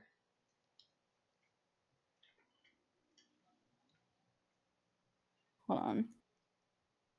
Hold on to what? No, that was me. B saying, hold on. Although just kind of shrugs, like, this is all so stressful. You know, fighting night hags, not really knowing what a night hag is, throwing Lilith into this battle for the first time. Ixal raises an eyebrow. Night hag, excuse me? They're gonna roll nature to see if they know the fuck a night hag is. They know a little more than what y'all do, but not by much. The hell is this about a night hag? Well, Lilith saw 2 rubies that she liked at the magic shop, but the owner was overpricing them far too much, frankly, especially with all the impurities I saw in them. Huh. But he said that if we killed 2 night hags and brought him their hearts, that he would give them to us for free. Dear, you do know night hags are dangerous, right? It's nothing we haven't handled before. You all have no idea what a night hag is, nor do you know its properties from what I understand.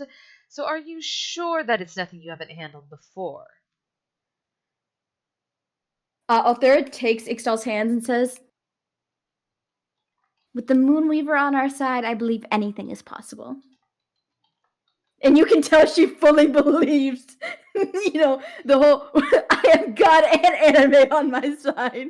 That's her mentality right now. She is on that religious high. Yes, and then Inga just like shows up and leans over out there and just goes, "Don't forget about Saren Ray." And Saren Ray. The sun and the moon. Exactly. And she like gives Enga a high five. It's like, yeah, got the whole sky on our side. If you two were a thing, yeah, I would think I would have called you both Eclipse. That should be our band name. And she looks at Enga really excited. I'm like, I can't do music, but I can dance. Oh, she dances Perfect. quite well. She side eyes Ixtal for a second, like I don't want to know about the dancing y'all do. Ixtal looks to you with like a questionable face and goes, "Did you not see them dance last time we were all having fun? They were quite the dancer, very light on their hooves." Oh, I did. I just, well, with how close you two are and how eventually you two will get married, I don't think I want to know about the dancing you two partake in privately. What's this about marriage? Dear, is your mind already going to the gutter when you think of it? I'm so proud of you. Becoming a degenerate just like me. Good job. And gives her a head pat before walking. That's not Lilith just blinks. The fuck is a degenerate? You We'll get to talk become about- one when you're older. Altair looks at Enka, shoots her a glare, and then looks at Lilith and says, You know what? Ask Gadry when he gets back. Got it. Is he a degenerate? No. Yet, but we're gonna find out one day. No one is talking about anyone else being a degenerate. Oh, come on, We're you going can't protect her from it. She's on a freaking boat. She's on the open seas adventuring. That shit's everywhere. Altair shoves the basket into Enka's hands and says, Just fill the basket. Just fill the basket. Well, I did. Lilith's in here. You look down, you see Lilith's head sticking out of there. You're like, God damn, how? It's her dragon face. Lilith, get out of the basket. She makes We like need to put the food in there. She makes a whimpering sound. We worked so hard to get her in there. It's cozy. And I think I'm stuck. Altair helps her out of the basket. She's like, if you're so intent on not walking, I'll carry you. You can't carry me. I could.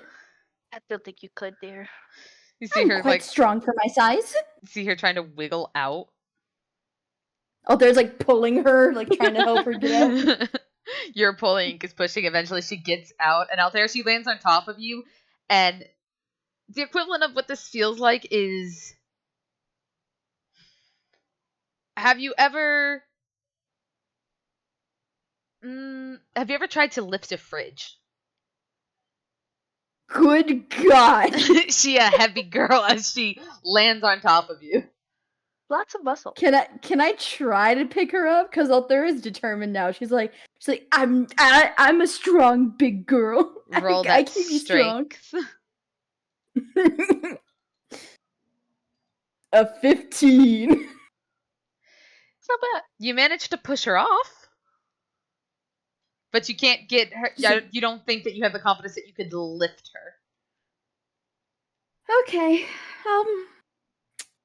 So I can't carry you. She kind of smiles, and you literally see the dragon do a little blip.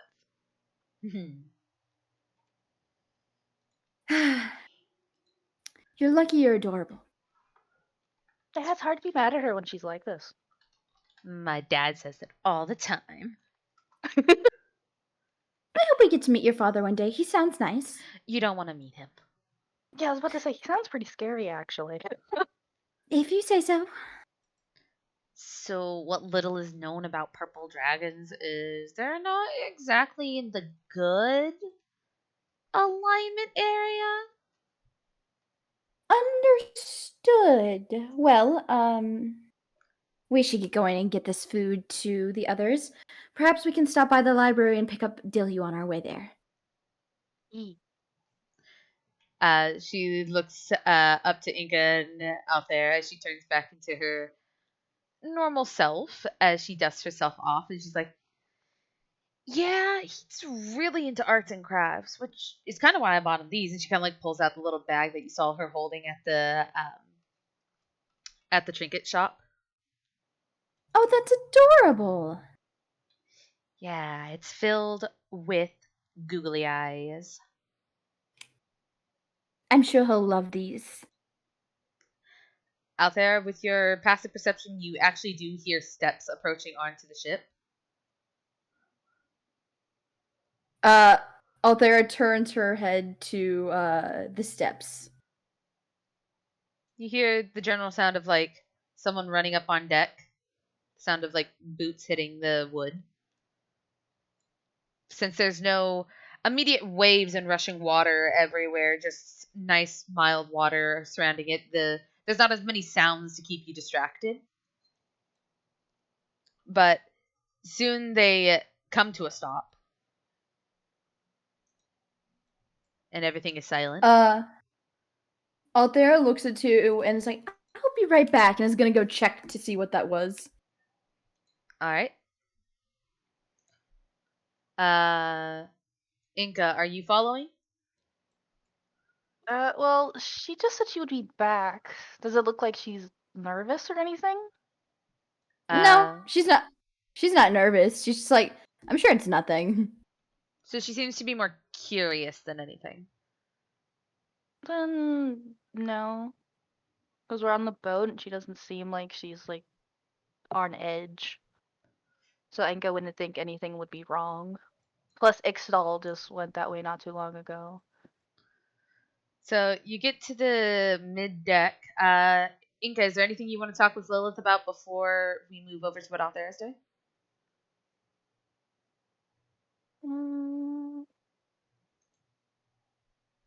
As Althera is leaving, Enka is going to give Lilith a strawberry. Because she likes to feed cute things. As you do, Lilith opens her mouth for the strawberry and you see a row of extremely sharp teeth.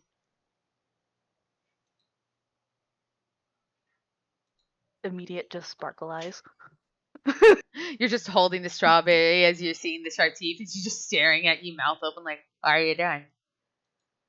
I like reptiles and you're just a big dangerous reptile. Have you seen Dilyu's familiar? No, he has one? Yeah. It's like this tiny lizard that can run on water. I must see this. Well, the only way to see that is to finish packing up the food, but that's work. Well, then we better hurry. And she like rolls up her non-existent sleeves. Start moving the floof back. As Lilith sighs, like, work. And you two start piling in all of the goodies.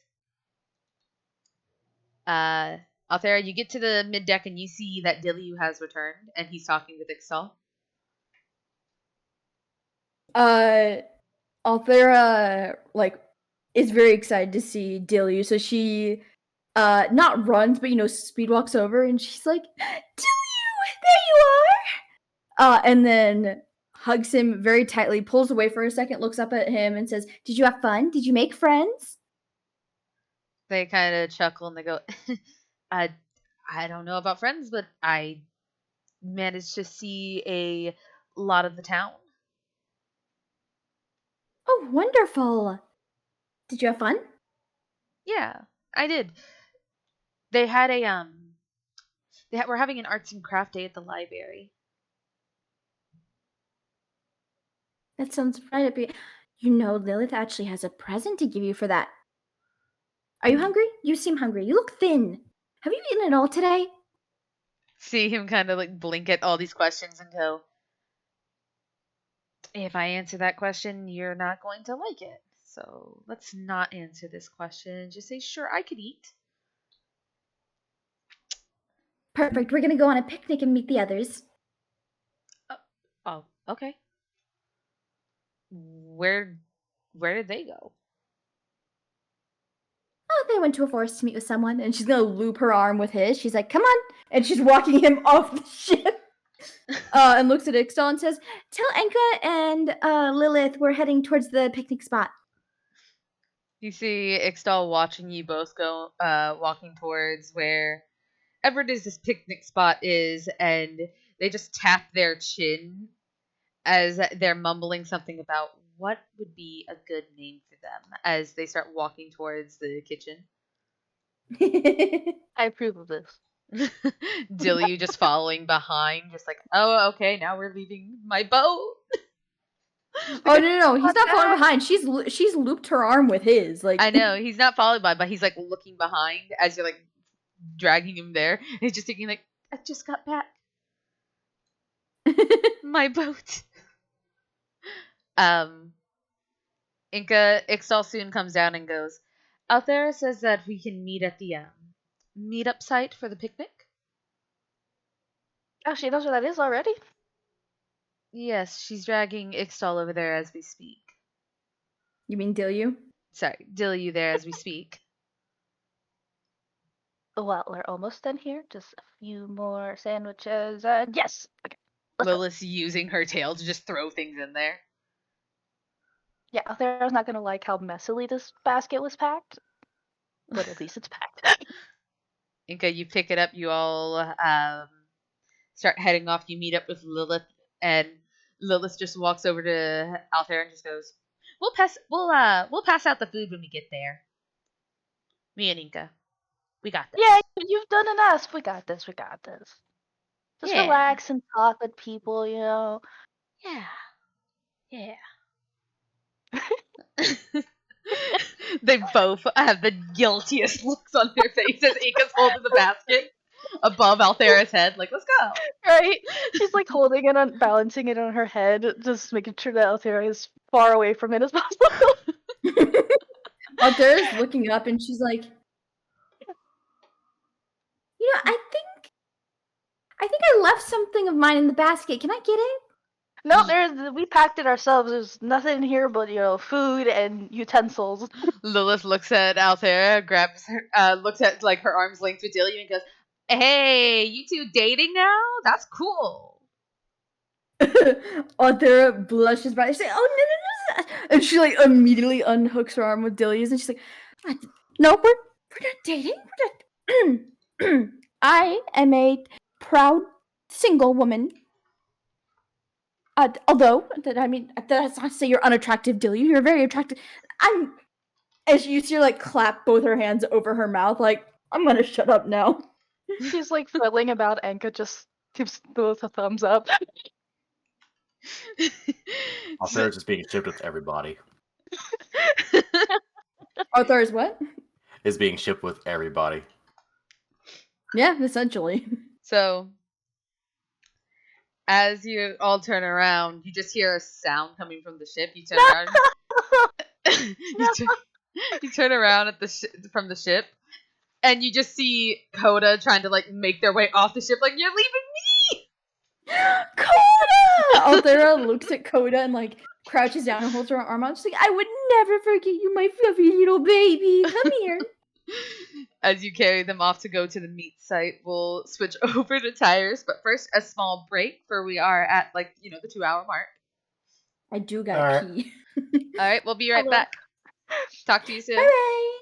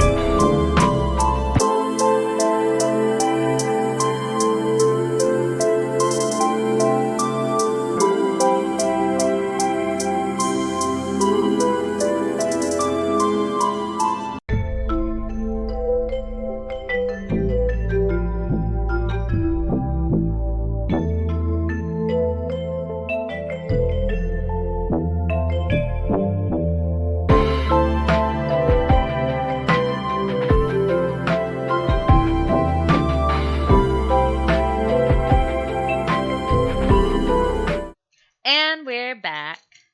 Penis. God! Oh, shit balls. It's good to be back. Yes. Oh, Love you, Mags. if you love me, you'd stop. Anyway, so welcome back, everyone. We are going to be switching over to another scene of ours to figure out what is our lanky little twink doing. Okay, first of all, he is not a twink. He is a cub in his mind. But What is our anyway, little- what is our twink doing? You arrive at the shop. You're making your way down the cobblestones. yes, I go to the shop and I'm going inside to go and get some shit to help with tonight because I have no idea how much these people know about hags or night hags. And apparently I know a lot. So, as you make your way into the shop, you open the door and you walk on in. You don't see anyone except a creature sitting on the desk. This creature is small. They are adorable looking. As they look up to you, look you up and down, and they take out a bunch of post-it notes. As they pull one out and put it in front of them, it says, "Hello, I am Sour Cream. What are you buying?" Pembroke blinks a couple of times, puts two and two together, is just like, I'm looking for specifically supplies to help fight off hags and night hags. Do you happen to have anything that might, like a poison or a weapon coating or anything like that I could use? As you're Maybe a magic weapon? as you're talking and you're staring at them, you see them kind of staring at you as you're speaking. They seem to be very intent on making sure that they are understanding everything you're saying. The amount of eye contact is a little unnerving. Prolonged Bit of eye Ruby. contact. Eye contact. Reminds a little bit of Ruby. eye contact. Prolonged eye contact. So, as you're looking at them, you're going into I'm looking for this to fight off these night hags. Apparently I know quite a bit about them, but I don't know if my friends do, and I'm looking for things that could help. You just see them staring at you, and it's been a hot minute since someone has had made that much eye contact with you, and you're just So the spooky one is getting spooked. it's just this little homunculus is just staring at you, and when you finish and you're like, "Do you understand what I'm talking about?" They just look at you. Their tongue comes out and it licks over their eye and their face as they start shuffling through their cards. And it says, "1 moment, please." And they fly up to a door. They open it. They fly in. They turn around. They look at you. And then they close the door. And you're left standing in this shop. And as you look around from where you're standing, you see potions, you see scrolls, you see all different kinds of things. And you happen to see another one of these creatures sitting in the corner, staring at you intently as it pulls out its own post-it notes and holds up, "Hi, I'm Simonin. What are you buying?" As it just stares at you. Max, are you in another scene? Huh? Are you in another scene? Yeah, I'm adding some stuff before I activate it. Oh, gotcha. Okay. So Tembrick is trying his hardest to be polite without being awkward, which is really fucking hard to do. And he just kind of, well, your friend over here was helping me find some stuff to fight off hags and night hags and stuff like that. But if you don't have anything that might help, of course, because I don't want to bother you, Chris, if you're busy, but anything and he can use the same spiel, just kind of word vomiting, because he's trying to be polite, but also doesn't know when to stop with these particular creatures. And then, as you're trying to explain this, and you walk over to this little creature, it's the size of a small toddler. It's chubby. It's got wings. It's staring at you, and it's just nodding. Aww. It's you feel like this thing is literally hearing you. Anything that you might need to talk about, anything you might need to say, it's literally sitting there just nodding. "I get you, guy. I get you." You find yourself Oh, they're wanting so to cute. tell Just it for the all the picture. secrets. And my sister, she doesn't like me anymore. And then No, you hear the door slam open. Oh shit. As you see a man walk out, sour cream following close behind, as he looks over and goes, "Ah, there you are. I am told that you are in the market for some items to fight night hags. Hello, I am Xana. Welcome to my shop." Nice to meet you, sir. Yeah, I'm helping out some friends who are gonna be fighting some night hags tonight, and I'm not entirely sure how well supplied they are to fight this kind of thing, so I figured I would come by and see if you had any, like, maybe things I could coat weapons with, throne potions, herbs, scrolls, anything like that. Maybe a special night hag slaying sword. I don't know if that exists or not. So you're with the others, and they put in air quotation marks, the traveling bard and her bodyguard that travel along with a adventurer. You Well, sound disappointed. they were quite the interesting pair indeed. Well, he says, rubbing his hands together. Um, let's see what I have for you. So, night hags, what a wonderful thing they're doing for me. I asked them for this, and they have gratefully said that they would assist. You do understand night hags cannot be charmed, so anything that you might have to smile and bat your eyes at them is not going to work. They are vicious creatures. Yeah, I remember reading about that when I was doing my studies. If I read right, I think they have a weakness to silver. They do not. They have Um, no. They have no weaknesses per se. They are resistant to cold and fire and non-magical weapons. No. Oh wait, I thought it was non-magical weapon.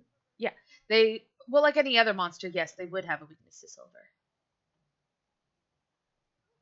okay, so I am.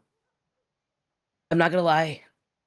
I'm kind of desperate right now. I Desperate can is come one of back my with some favorite supplies that are things. Break it up. desperate. Be one of your favorites. You're kind of breaking up. What did you say? Why is desperate one of your favorites? One of your favorite what's? Desperation is one of my favorite things to see adventurers come in here when they are shopping because that means that they are willing to pay for the best. And he smirks at you. Well, I am ready to pay for the best, but it depends on what your best is to offer. If it's worth me paying, and I'm gonna try and see if I can use my charisma to try and maybe imply that him overcharging is trying to hide the actual quality of some of the potential goods. What? Trying to use my charisma to see if I can get him to not charge me desperation prices by making him think it's because he can't afford to keep the shop open if he doesn't charge those prices. What role would that be? Persuasion, maybe? Persuasion, I'm guessing. I would say Skelly. deception. I would say deception, considering I he would quite likely knows the value of everything that's in the shop. no, I would say deception or intimidation. If you're trying to kind of Yeah. intimidate him or you're trying to deceive him to think that he's going to lose out on business that he desperately needs. I'm gonna go with deception because I know the store is doing well, but maybe I can drop an earworm kind of thing. Okay. All right. That is a 17. Okay, let me roll his insight. I got to go to his character sheet because I was on bricks. Sorry. No, you're good. That's not on you. That's on me. I'm like, where is his character sheet? because I don't have I'm just- it memorized. I'm trying to re-embrace the awkwardness that is Tembrick.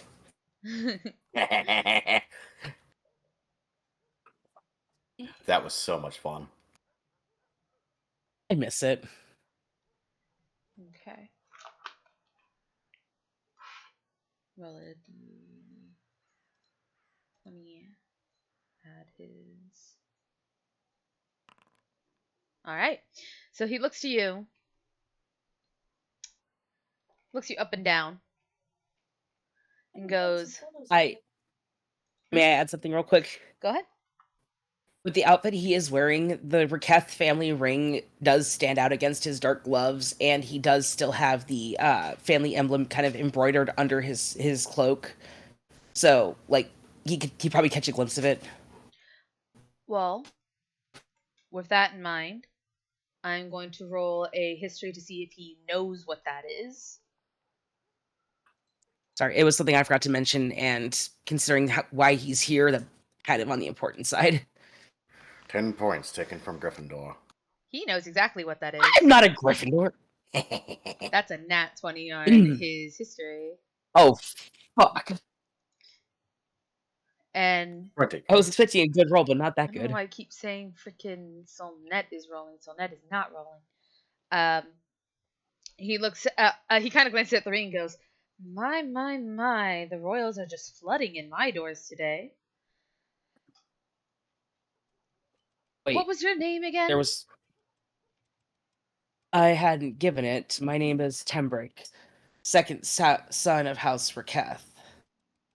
Former. You see their smile turn to a, huh. Raketh, you say? Raketh, yes, that's where this little ring came from. Now, normally business is business and business is booming. Now, the problem here is your family's namesake isn't exactly the best,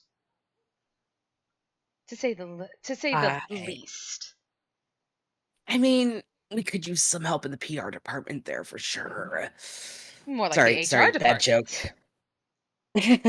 Oh, trust me, we had HR once upon a time, and then Dad got into a fit. But anyway, second son of the house too. Yep. Older brother and he pauses, just like trying to think if he should refer to him in the past tense or present tense. Younger brother? Younger brother who's no longer around. Word gets around, my friend. It certainly does. So you heard about that? I've heard many things traveling throughout the land of Taldore, and you, sir, I do not trust. Normally, I would turn a blind eye. A bandit comes in, a mercenary walks out, a couple of black magic dealsmen and such. But you, on the other hand, I cannot fully trust, for you and your family are doing some really interesting things. The weaves of magic tell me that you are untrustworthy when it comes to the things your families practice. Now, you say that you're going to fight the night hags along with your friends. I would like you to produce them, perhaps maybe the ones that initially hired me. The paladin fellow, the little tiny bard that follows around the little tiefling girl that I have fitted with the hat. Now, if you could bring one of them here to vouch for you, then I will possibly sell to you. But I have no need, and nor do I care, to give merchandise and aid to your family's cause. You understand. It's not from my family's cause, I swear. I'm literally in the process of trying to take my father down, and in order to make that happen, I need the night hag stuff to give to my friends, I don't know if they still like me or not, to then fight the night hags and realize that I am still trustworthy and potentially have a dragon come and help my fucking shit. So are you gonna help me or not, old man? You see him smile at you and go, produce your friends, if they are still your friends. And have a... He fiddles with the ring. Have a wonderful day. You seem nervous. If you are truly saying what you are saying, and you wish to aid them by giving them supplies, you'll have no problem asking them to follow you here in order for them to see the supplies you are giving them. Am I right? But listen, see- I'm he- just trying to make sure that As you say this, you see everything in the room starts going dark. The items are starting to glow. Am I right? You would know, by the way, I'm he's a level just 20 wizard. oh fuck.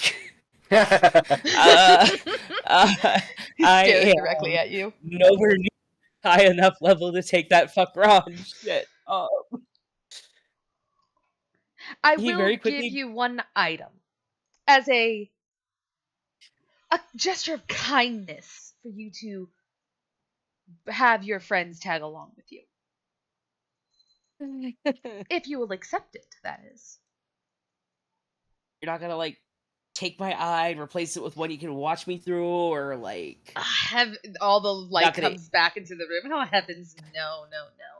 Just a simple item so that a good sign of faith, we'll call it. Mm-hmm. So, Embrick will accept the item, but albeit with a lot of like fucking sus radars going off here. he smiles and goes, perfect, as he walks over to a shelf. And you see him like tracing his fingers across it, going, no, not that one.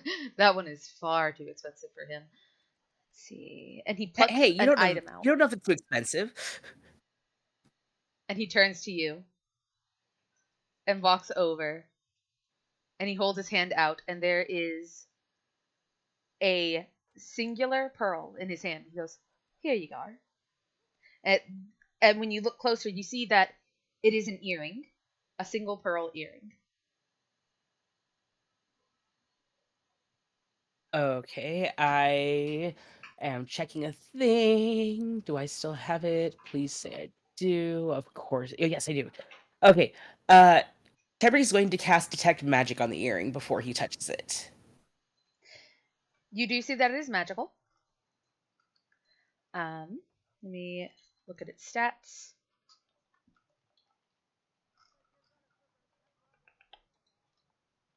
So I am reading it fully.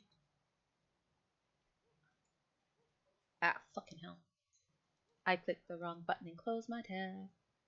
I'm sorry. That's not on you. No, but I feel like part of this is my fault because I want to look at the details. It is a... By the way, this is a homebrew item, so you can't find it. Okay. So no looking for the details. So he holds it out to you, and you can tell that the aura around it is of... It doesn't say a particular magic school, but considering what it is...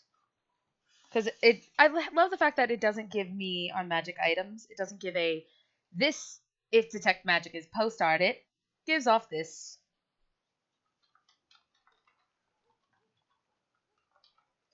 Let's see.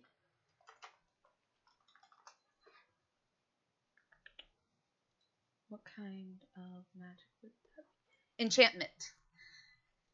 You see it's glowing with a faint pink aura around it. Okay. He smiles and says, this is a little gift to you. It's attunable, so make sure you put it on. Make sure you convince your friends to come with you, or I will not sell to you.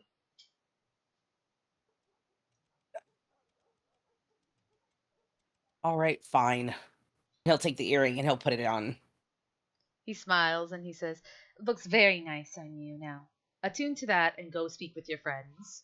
And he waves you off.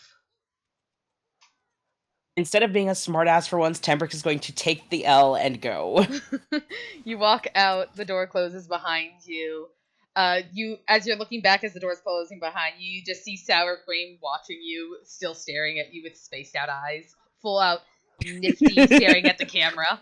Just, Oh god, I broke him! I broke the imp! It's not an imp, it's a homunculi. Sorry, homunculi. You stand there out in the street. And you fiddle with your other ring, which is the magic messaging ring. Mm-hmm. Do you do anything? Give me 1 sec. I need to flip a coin.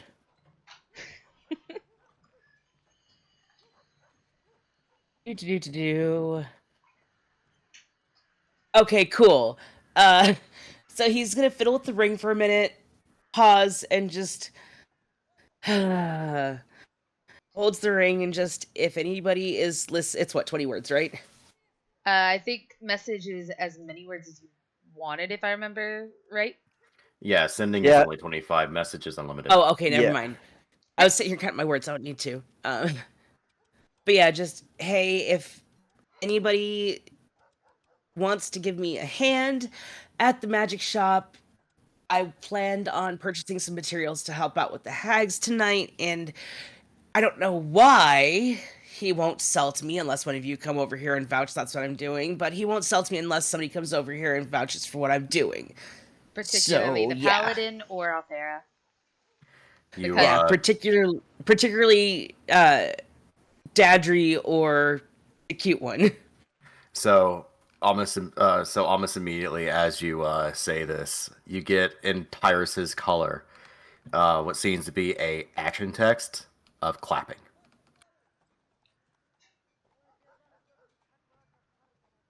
Tembrick messages back. What was? Why are you clapping? Did I do You- something funny? You asked for a hand. Before you get your second response, Gadri and Inca, you two are currently wearing the other rings. Do you respond in any way? What would that? What was the message again? Basically, I need either you or Althea to Althera. come to the magic. Althera. Sorry, fuck, too many names. Third time's the Althera, charm. Althera. It's fine. Let the Cam cute speak. one. Go ahead. I'll take Gadri and the that. cute one. To come and vouch, otherwise he can't get the supplies that he wants to donate to the group to help with the night hags. Gadri would look to Brooke first to let her know what's going on, and seeing if she would making a pit stop on the way back. As you look towards Brooke, you notice she doesn't seem to be paying attention to much. She seems to be very focused on what appears to be a flask. It's the first time you've seen her drinking from a flask, just walking and drinking.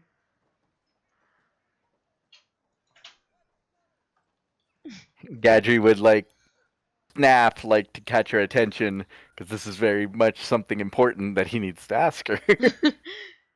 She kind of looks towards you and goes, "What's wrong?"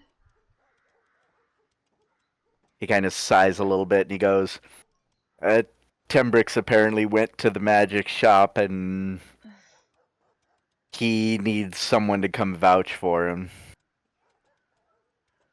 Are you going to go? He kind of thinks about it and he goes, perhaps if you would join us. You see her kind of go, "I don't know about that one. I'm still grappling with the fact that apparently he's coming tonight." He nods a little bit and he goes, then we'll see about sending Althera.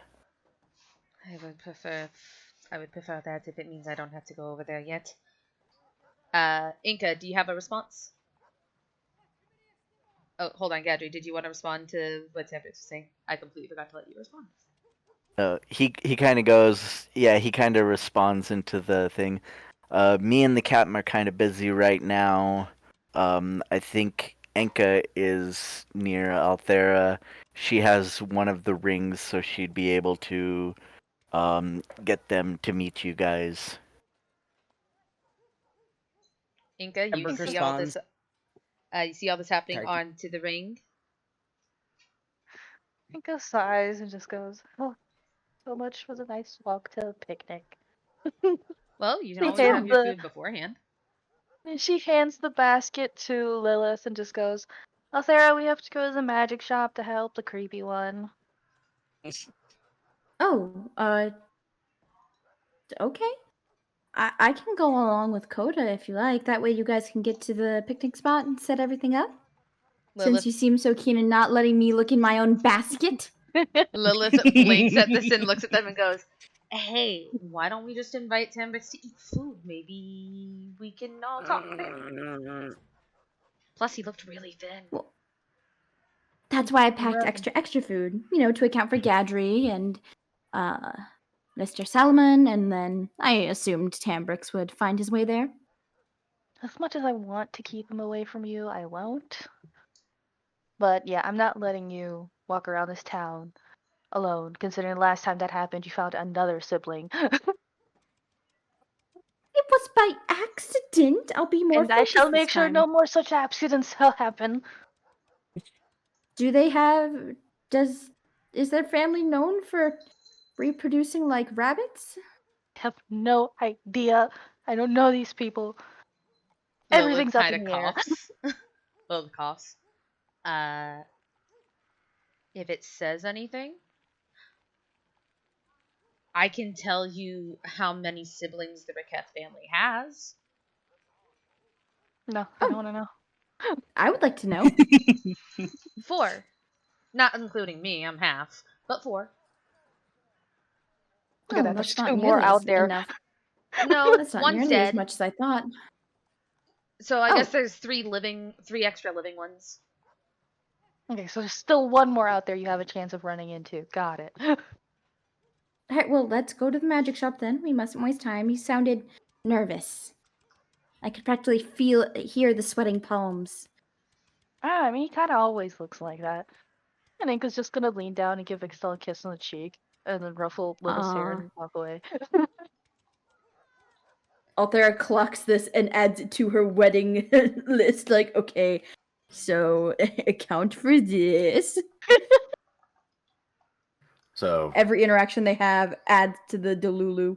Okay, Inka, do you want to respond before the others start to respond? And I will put them in order of how responses are happening, because there's a lot of people are in one line. yeah. Yeah, she says, we're on our way now. Sending, Ixtal and Dilyu and Coda to the picnic spot with the food.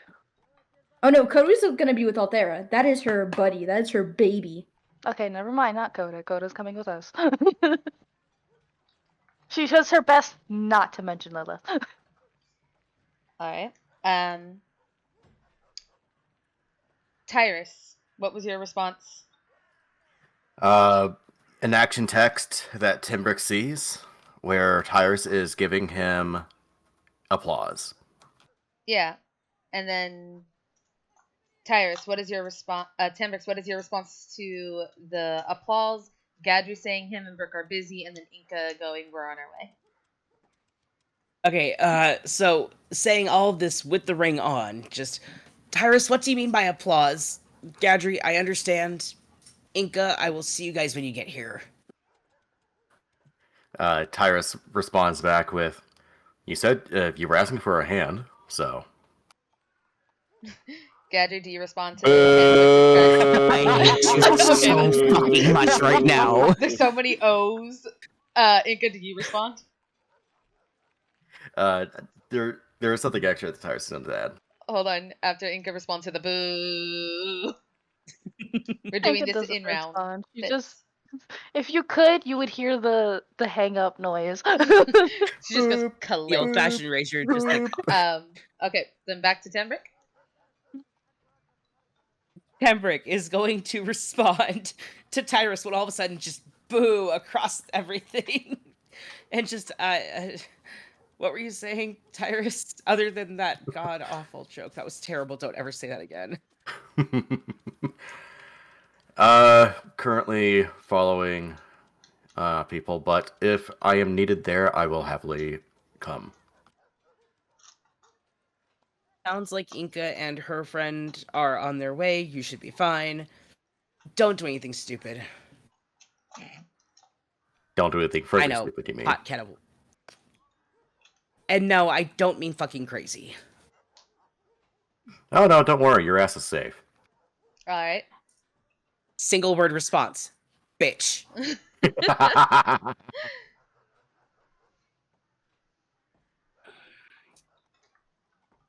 just the ring. Sorry. The ring is just badoo, badoo, badoo, badoo, badoo, badoo, badoo. Inca, do you keep that ring on as all this conversation just keeps pouring out?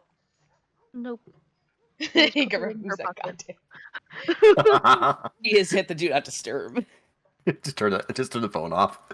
So we will switch over to Brooke and Gadry, who are sitting down at the meat spot to wait for everyone. Brooke is What about wife. Tyrus? Hmm? What about Tyrus? Oh I thought yeah, Tyrus was Tyrus. next. What the fuck were you doing after you got out of the? I completely forgot about that. Yeah, He was gambling. Yeah, he basically was trying to get information. He got information uh about the shearing channel, and and he was hags. about to get information about the hags. Ah, right. So they look to you and they go, "So night hags. Well, I can tell you they are deceiving. They are perceptive. You have to be careful with that. They are strong. They cannot be charmed. So be very, very careful with that." And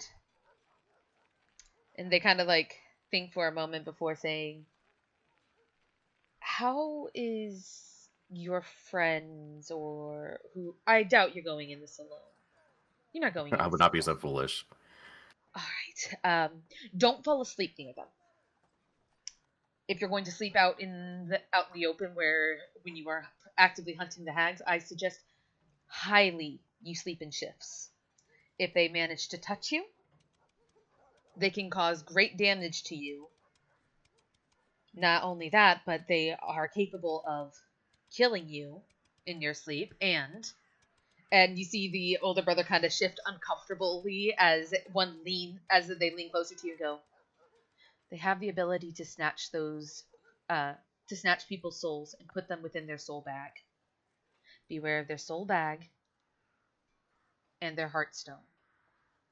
So they would notice because this is actually something hard for Tyrus to actually hide. Mm-hmm. Basically, as soon as they mention soul bag in the night hag's uses of souls, they see a shadow appear over like Tyrus's face as he kind of gives a nod and goes, "Noted." Now, they also have a thing called a heartstone. Be very careful with the heartstone. They are dangerous.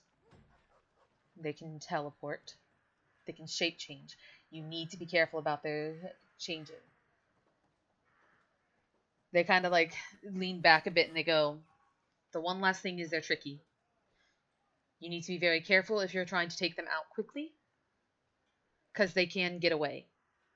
They can escape into the ethereal plane if need be, as long as they have their heartstones in their possession. If you can get it out off of their possession in the fight, they will not have the ability to teleport out. Good to know. All Be right. very Well, careful. thank you for your advice and your information. And he is going to slide the three of them 5 gold for their aid and information. I hate to make this meeting quick, but I do have other things to attend to. Friends, much appreciated for your hospitality. You see the one that you played the games with smiling up. I had fun playing these games, and he offers his hand to shake it, to shake your hand. And he will accept the offer, but keep an eye on his hands and the hands of those around him. So as you're keeping your eye, you can definitely feel he has pressed something into your hand, as he almost like into your sleeve, practically under the bracer where your cards are. He has pushed something in there as he sits back and he goes, "Stay safe out there, and thank you for the game." My pleasure. I should come back and see if I can beat you again. This time we use my cards. He gives a nod as he takes a step, stands up, gives him a respectful bow of the head, and he heads out. And he is going to. The Tabaxi definitely walks you out. Yep. And he is going to, with the aid of fate, find and follow up with Brooke and Gadry. Because he totally is basically going to be fulfilling what he said. Because the player was being a big dumb and thought that this was going to be a later thing. So. So, you have Fate's character sheet, It's in Foundry. but you have access to it, right? Yes. Can you have Fate roll a charisma check for me? That's a +0. 13. All right.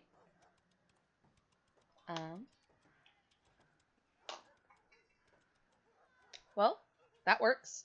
They both rolled roughly the same number.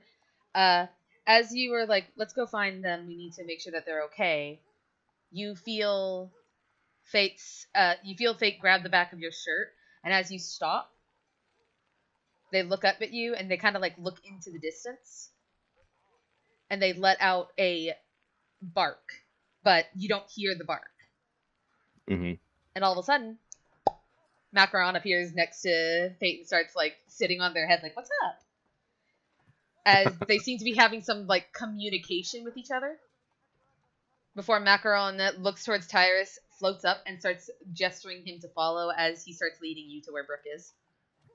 All right. He gives a nod and follows Macaron. And as he goes along, he is going to check his sleeve to see what the Dragonborn put there. You see a bag inside of there. There's a... So you know the cards that Ophelia had given you before, like her like calling card or whatever? Mm-hmm. You see one for them. You also see your dice, because I rolled higher than your passive. Ha ha ha. And you see a small bag with a bottle inside of it that holds a potion. Oh. Can I tell what this potion is? Not a clue. It is murky colored. You know it's a potion. I would say make an Arcana check.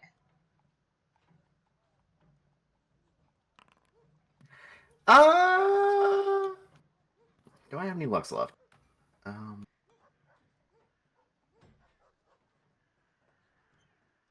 I'll use a sorcery point to reroll that.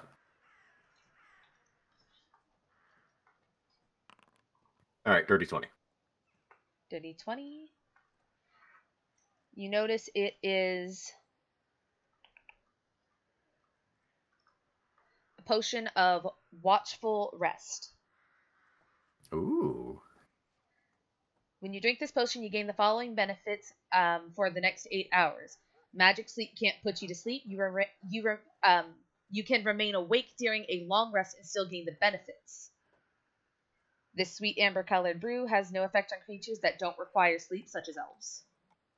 But Tyrus still has the ability to sleep, so he could still use it. That is a wonderful thing to have. The Dragonborn has gained a friend. Like he said, they can kill you in your sleep. Stay safe.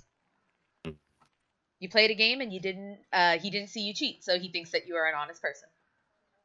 But you're actually a fucking monster. I can't believe you've done that twice now. First to Ruby, now to this poor Dragonborn. Not only that, you don't know that. You didn't see shit. but to the sweet little old lady at the carnival too. That's Okay, right. oh, yes, Oh, you she are saw. so cruel. she saw that. No, Ruby didn't see nothing because No, the sweet old lady. Huh? The sweet old lady. No, the sweet old lady didn't see it. Ah. Brooke gave you bardic inspiration and you managed to get away with it. Oh no, it was the twins. No, it was Skelly, let me finish. Go ahead. Go ahead. You were doing a dice game with the old lady, the little fortune teller, and you gave up your winning for Ruby to ask a second question. Yeah, no, I was thinking about. I remember he also used his sleight of hand to try to cheat at the game after that, which is why he got stabbed in the gut. This is why he had Oh, that that whole... wasn't the twin. That was for Dalmok. Yeah. Anyway, but yes, you are now walking towards the meetup site, following Macaron. Ixal and Gadri are sitting down with Brooke. You were sitting down with Brooke. She's sitting down, wiping her mouth from the flask and just looking straight ahead, just like, fucking hell. Some bullshit we found ourselves in. He kind of chuckles a little bit. He goes, "Yeah, but we're always kind of like this." She looks at him and goes, why is it whenever Tambrix shows up, danger follows? You hear behind Brooke as Tyrus walks up. I didn't say you were walking up yet. Oh, sorry. Yeah, God. I thought you did. I thought you said that he No, I said you spotted making your them and they way. were walking up. Okay. No, you making your way, walking fast, following Mac.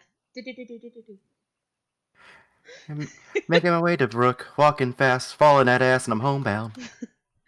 So Brooke looks together and goes, why is it whenever Tambrix shows up, something dangerous happens?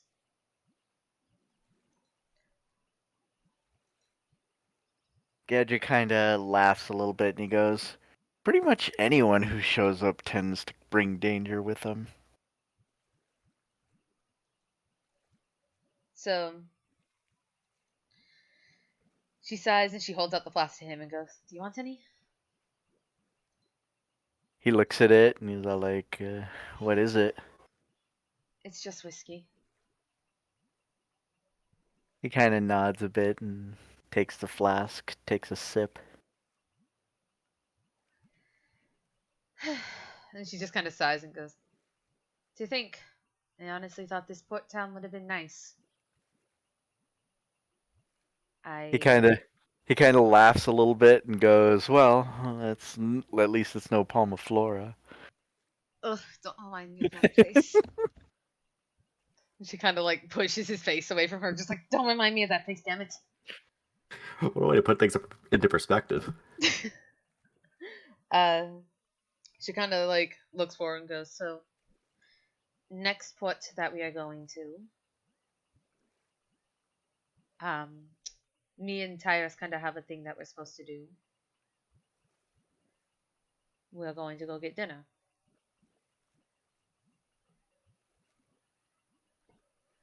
Kind of nods a little bit and he goes,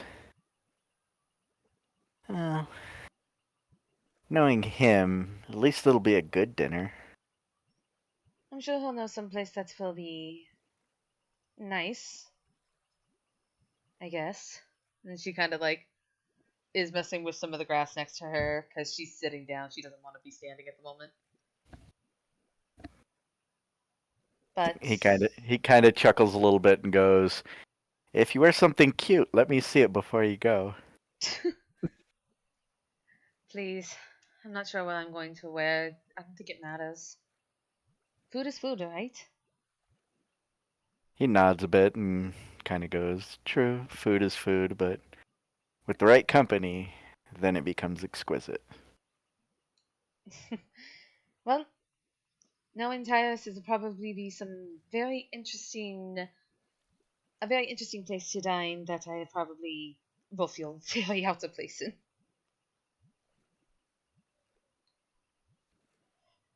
I don't think I've had any fancy meals since I left your house.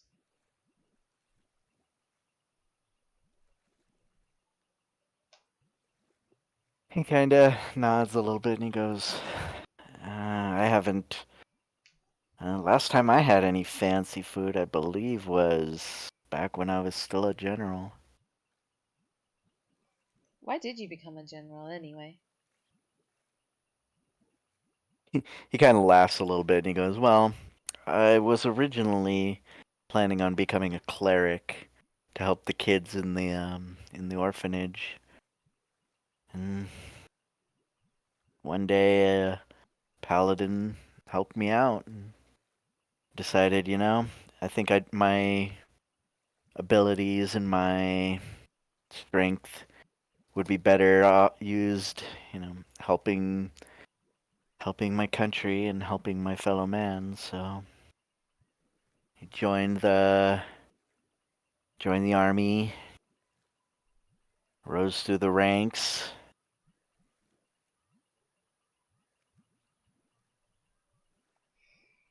Do you regret it? Then, no, I don't regret any of it.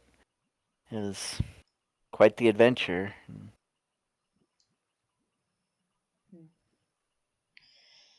She kind of sighs a bit and goes, I hope that whatever adventures we have left in this world is ones that we don't regret. At least no more that we regret. He nods and he kind of goes, well, I can say this. I do not regret helping you guys out in that tavern. And I can say this. I regret ever asking you all to join and ending up on that fucking island. And this is where Dilly and Ixtal starts heading in and Tyrus starts making his way through. Make money. Did you want to respond, Gadry? Now Gadriel just laugh. Ixtal walks over with Dilly and Lilith. You see Lilith holding a big ass basket. Food tackles. No, just kidding. Good. Gadrick goes a tackle, just runs into Lilith, just like hitting a brick wall. He just stays in place, and then Gadrick just falls straight to the ground.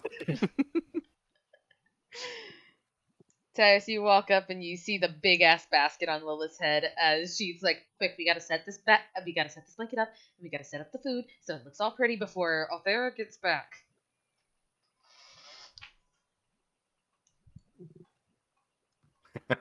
All right. Brooke's looking at this like, what?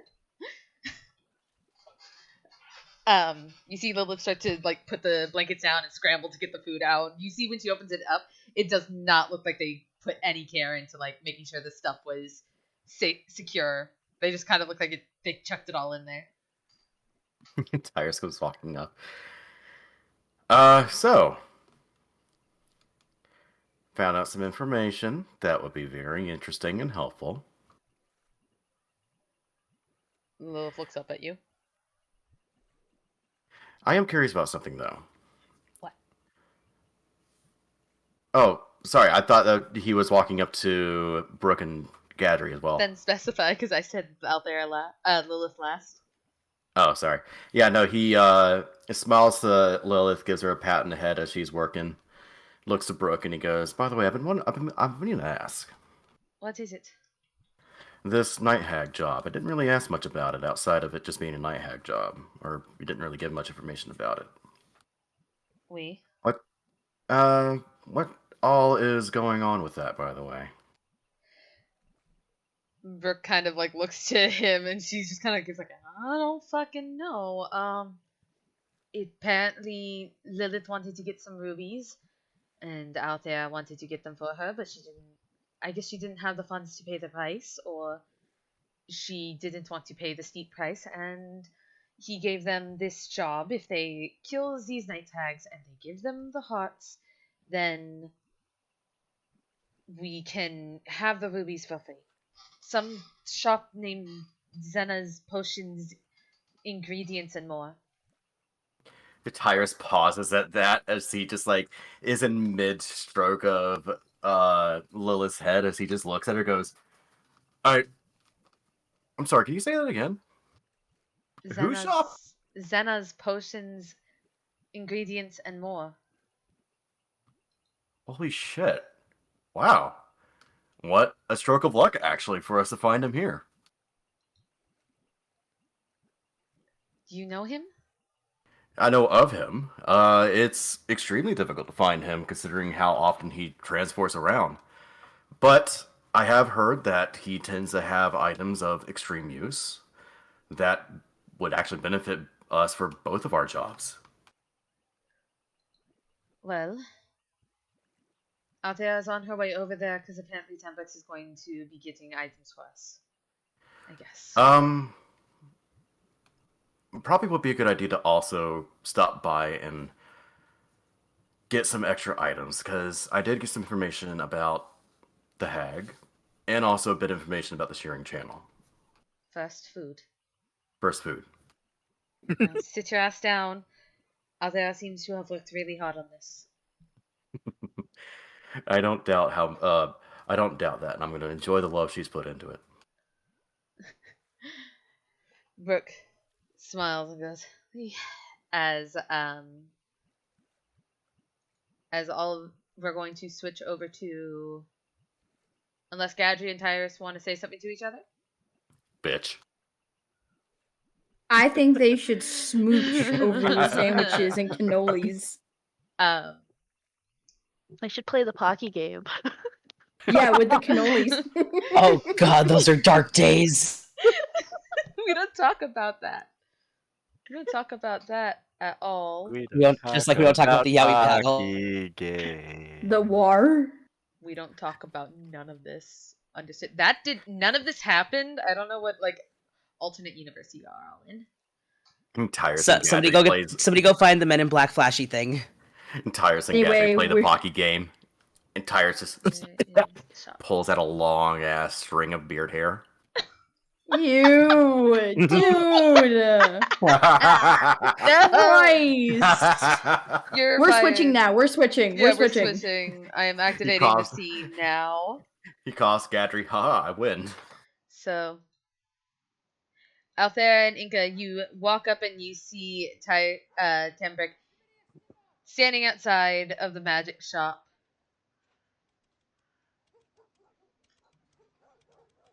Inca approaches first and goes, "So, what issue are you having again?" For some reason, the guy in here won't sell me the items that I needed to pick up to give to you guys to help fight the Night Hag tonight. Well, that's annoying. But it's okay, Wallet here will sweet talk him. She pats out there on the back. Did you just call her Wallet? I mean, to be fair, I have won us quite a bit of gold.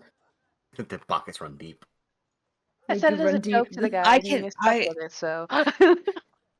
I plan on paying for it myself, but I appreciate the offer. Anything to help your highness. She walks into the shop. He turns bright pink. You walk into the shop and Xana looks up and goes, returned back so soon already, I see. I brought them like you asked. Now can you sell me my items? No need to rush. Quite rude. Althera's looking for the little homunculi. She's like, where are your little friends? She wants to see them so bad. You see sour cream land over on top of the shelf, and cinnamon kind of flies over and lands on a shelf over here to your right as sour cream's right in front of you. He looks towards Tambrix. He's like, so rude, so rude. Didn't your royal family teach you any manners? Come on, kid. As soon as he says that, Tembrick tenses up like a steel rod.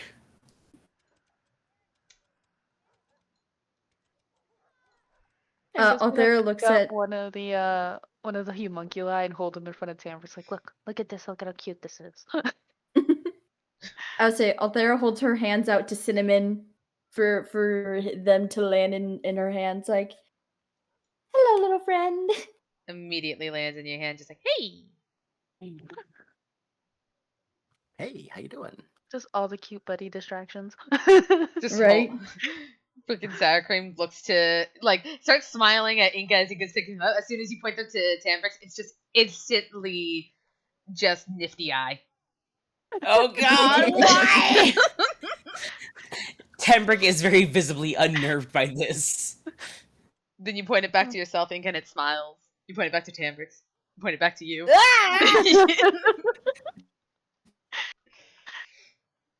I did not consent to this creepiness. So the creepy guy thinks cute things are creepy. Good to know. She puts the sour cream It's- back down. They have dead eyes. Althera clutches Cinnamon close when he says that and says, "Oh, how dare you, Your Highness! That's a very hurtful thing to say." I didn't mean it to be mean. I'm just when they stare at me, it's like they're staring through my soul, and it's really creepy. Okay. Xena clears their throat. Oh, right. I'm assuming you have coin, and you two are going to vouch for this one? Yes, yes, yes. Hmm. Looks to Tambrix. Hmm. And you have coin? And you have coin? Without saying a word, he drops his very hefty coin purse on the counter. Hmm. There's a dent in the counter now. So you're looking for something to help fight the night hags. Yeah. My advice for you is to not sleep. My advice to you is fire and ice is not the best. You'll probably need silver. I don't think there's anything that there's a potion of silver coating. Crap. Do you have Quicksilver?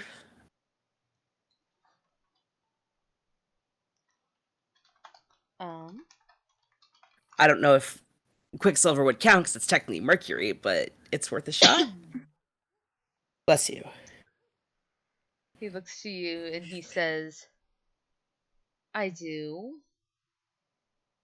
I'm not sure if it will count when you're using it on hags. It's normally a magical or an alchemic component.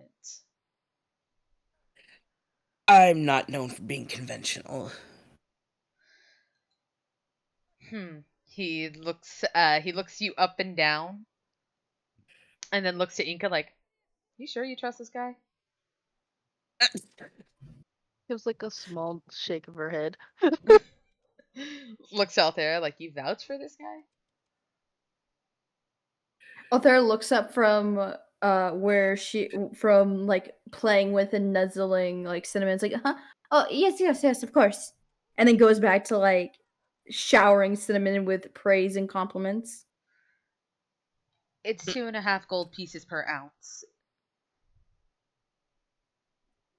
Great, I'll take 10 ounces of that, just in case. Do you have any silver weapons? I'm not a weapon shop, I'm a magic shop. Okay, do you have any magical items that are made of silver? Like a rod?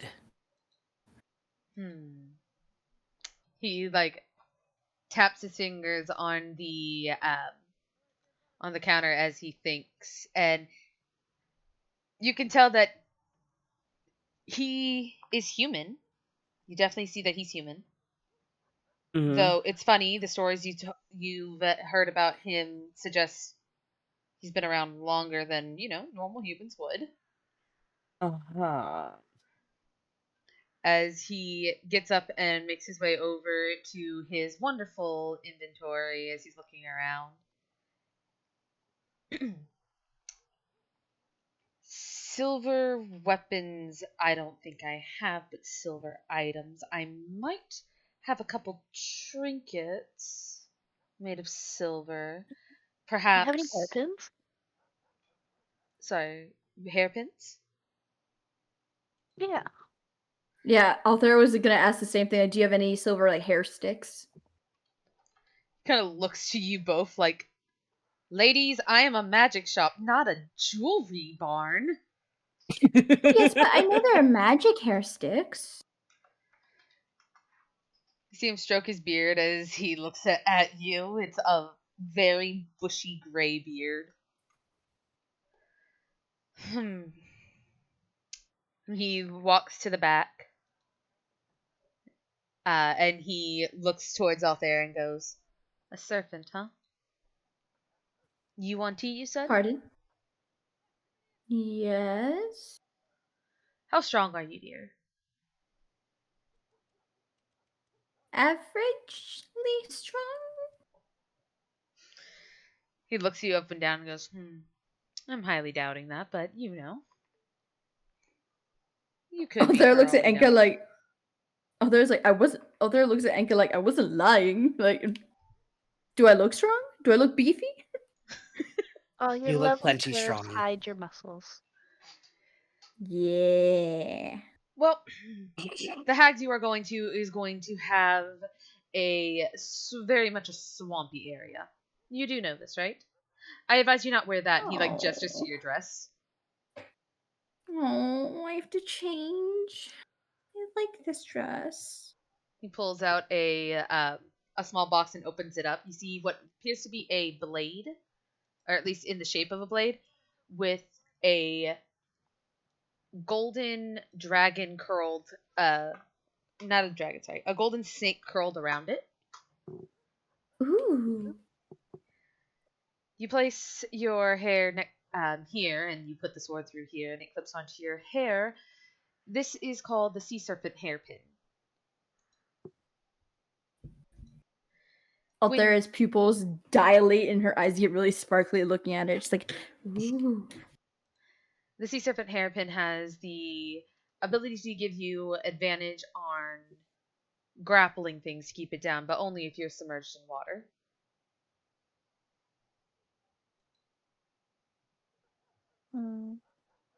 It is made of silver, though, yes? The blade is. The little snake is not. The snake is made of gold.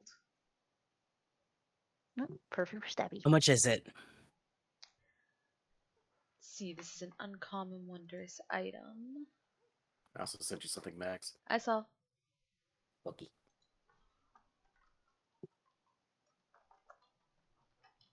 Yep, this would look really good on you. Give you that sort of bad girl edge that you could use. Oh. Oh, you do make a good point.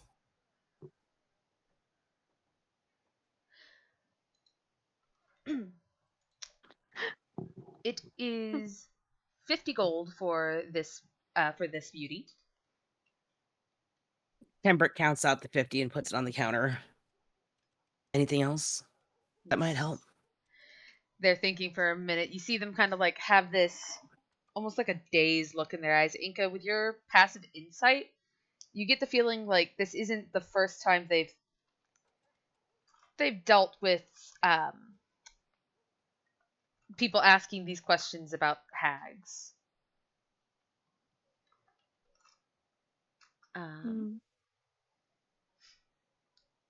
They think for a moment. They say, I don't have much in the way of silver. Silver is not usually an item that you would use for spells besides components. I probably have chunks of silver. Okay. Do you have any acid bottles? Acid bottles, yes. Acid, maybe some poisons that can be applied topically, anything like that? Yes, I have. I definitely have those. I am not only a magical person, but also a alchemist. A vial of acid will cost you about 25 gold pieces per vial. All right, and I will take 4 of those. All right. While Tambrix and the shopkeep are talking, you could just see off to the side Enka helping Althera put the new hairpin in. And basically, Tembrick is just buying enough stuff like acid. Fire doesn't work against them, so like maybe like a couple of grease bottles, stuff like that. Fire may not work, but nobody can cast if they're trying to not slip and slide. Poison will cost a vial of poison is going to cost you 100 gold pieces per bottle. Okay. So he takes one of those.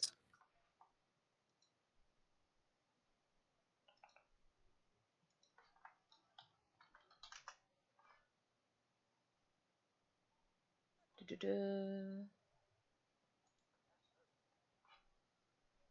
going to cost. Sorry, I'm looking up different items as I go. You're good. Sorry for being a pain. It's not being a pain. Literally doing what a DM is supposed to do. A bottle of grease is about 25 gold pieces per bottle. Okay. It takes one of those. I'm keeping track. Okay. Is there anything else? Not that I can think of, just because he doesn't really have any of the alchemical silver weapons or anything like that, so it's going to be a lot of casting and praying. He looks towards Inca and out there. Is there anything you two wish to buy? Or anything you're in the market for? Mm. No, nothing I can think of. What about you, Althera?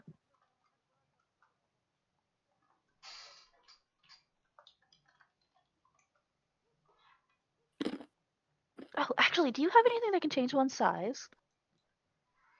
Change one size. Yeah. You can see I am rather large. It makes it kind of hard to get around sometimes. I have, and they walk over past their items and to actually a thing of scrolls, and they run their fingers across and go, "Here we are," and pulls out a scroll and says, "This is a scroll of transmutation for altar size." How many uses does it have? Just one? Well, it is a scroll, yes. You would only be able to use it once, but if you happen to be also so powerful like I, you could add it to your spell book, and you could be able to use it multiple times on creatures. How much?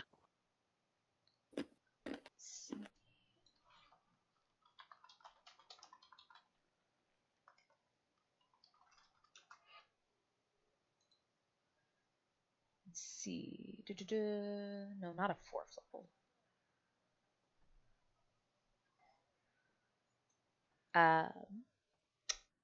50 gold. Inga gives him the gold All right. and puts it in her bag. He smiles. Pleasure doing business with you, and looks out there. Is there anything you might need, my dear?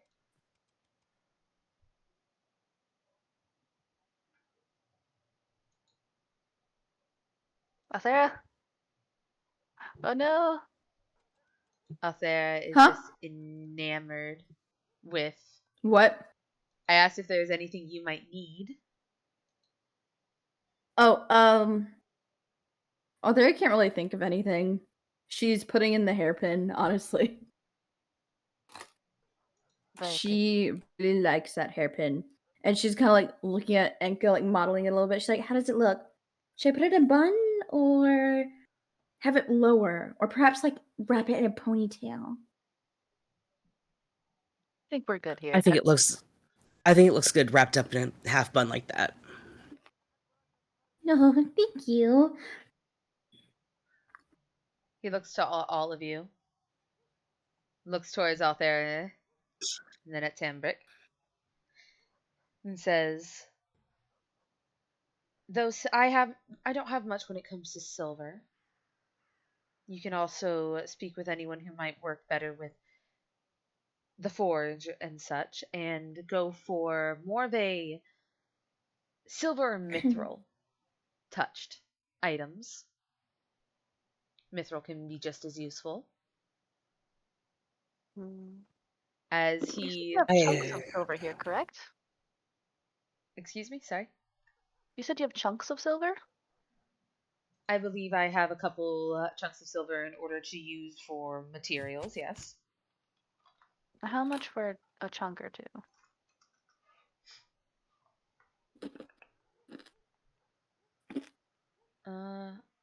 A silver ingot costs.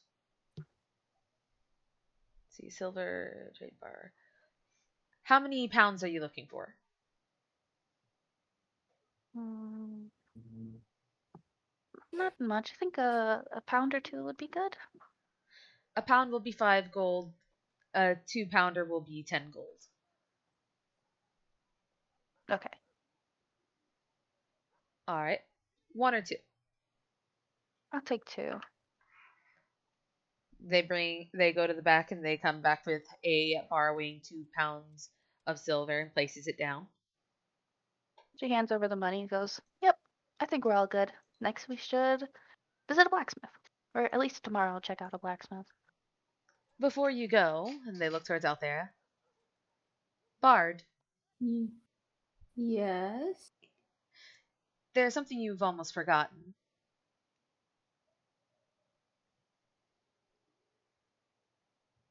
Oh?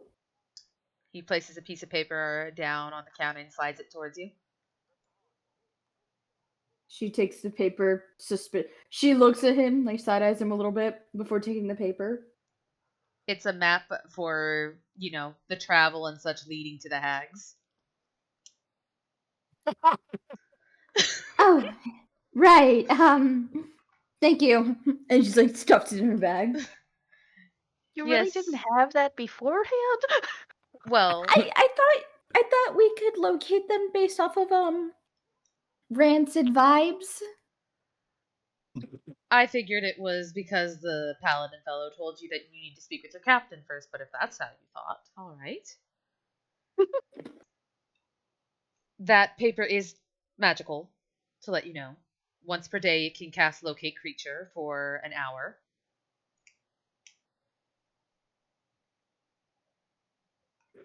It only has 3 charges on it. After the 3rd charge, the paper will shrivel up and disappear. How much is it? No, this is for her accepting my quest. Oh. Sorry, misunderstood. She left so I was abruptly. just like, She left so abruptly, she didn't seem to get the location of the hags.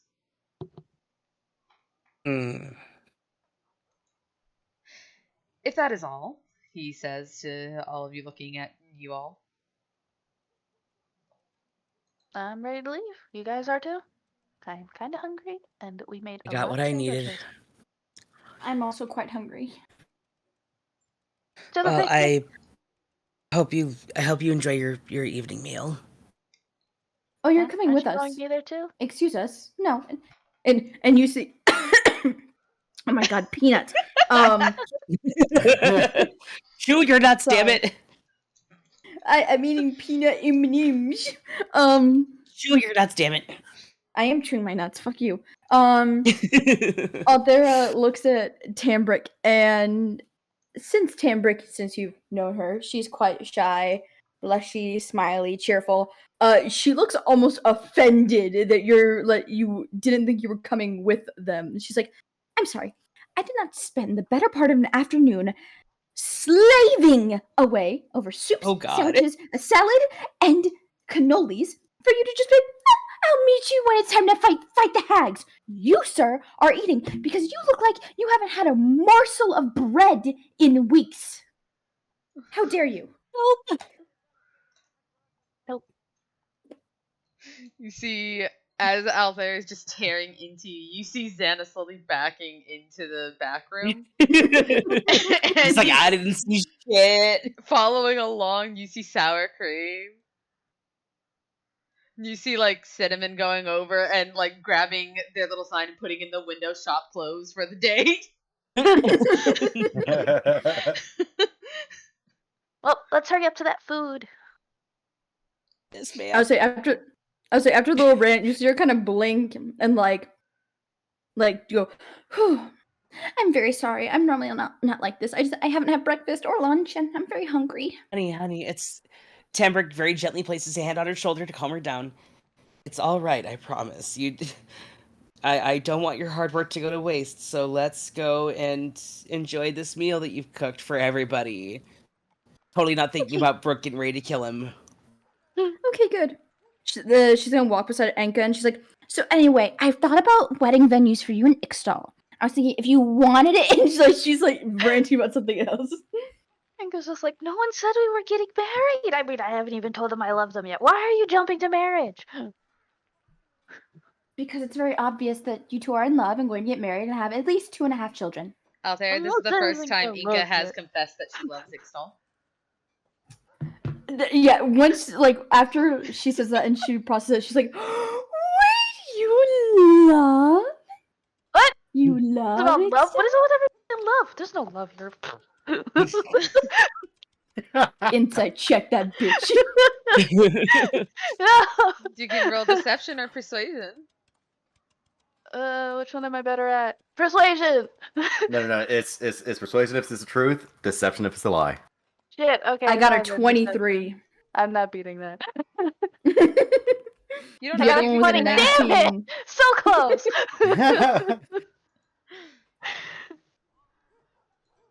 Althea gets very giddy and she's like, oh, don't worry, I won't tell. It'll be a secret between you, me, and the Moonweaver.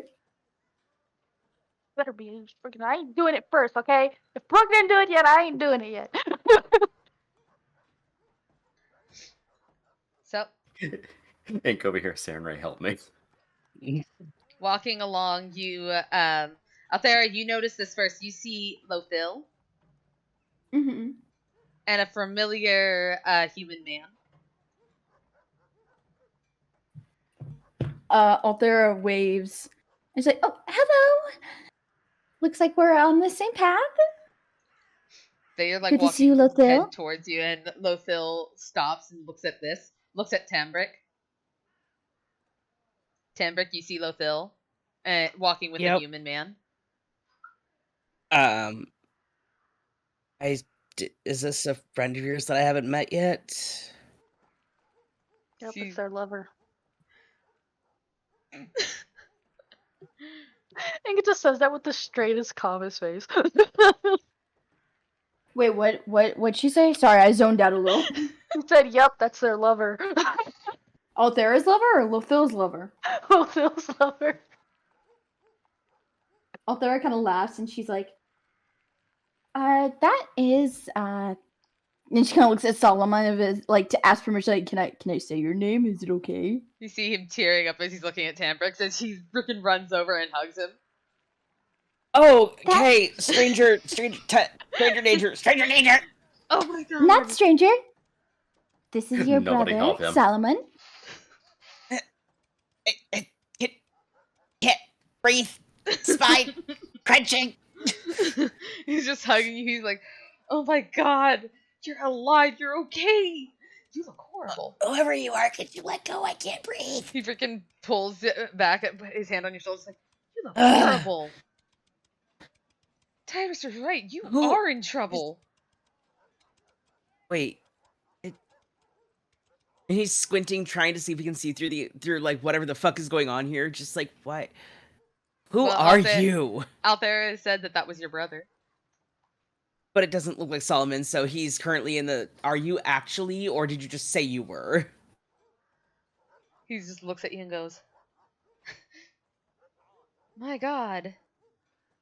What have you done to yourself?" And he freaking starts going into Big Brother mode and smacks you on the back of the head. What Oh, the God. hell Ow! have you done to yourself? Get your fucking skin and Stop hitting me! He's freaking like doing the whole like not trying to hurt you kind of thing, but kind of just keeps bonking you on the head.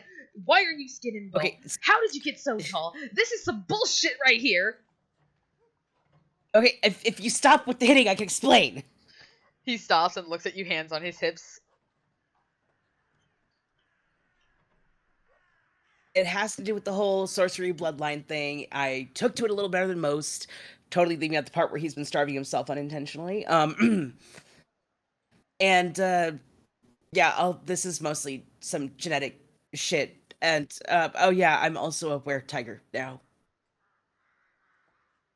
He's just staring at you. He's like, "Oh god, I've missed you, but what the fuck, man?" I have been asking that every fucking day. And he is trying very hard to keep it in right now. He doesn't want to cry in front of the new girl. He just looks to you and he goes, Can Althea clock that he's trying to hold his tears in? "Insight check." Are you seriously I'd gonna? say. Are you seriously gonna insight check his eyeballs? No. I didn't know if her passive insight or her passive perception was high enough. No, her to... passive perception would be high enough to see that his What's her nose is passive like doing insight? the whole like changing color, and your passive insight is definitely high enough. Yeah, Althea just kind of, she just know like all the taps him on the feelings. arm, is like, it's okay. Feelings are very normal to be expressed. Oh, I'm good. I'm good. Solomon just as you say the Solomon starts crying. I'm not. What? He hugs you. What did he say? I'm not. I'm not. Oh. You're like, I'm good. I'm good. Okay, He's like, I'm not. Tambrick just kind of starts walking as Solomon clings to him, just like, okay, we have a time limit.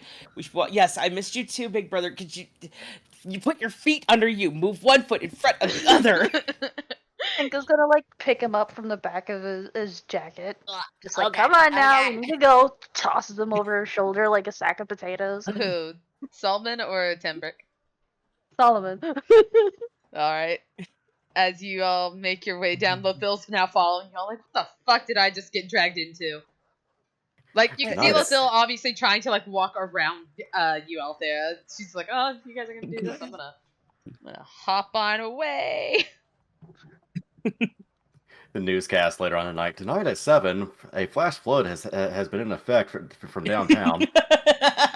Out there, are you stopping Lothil? Yes.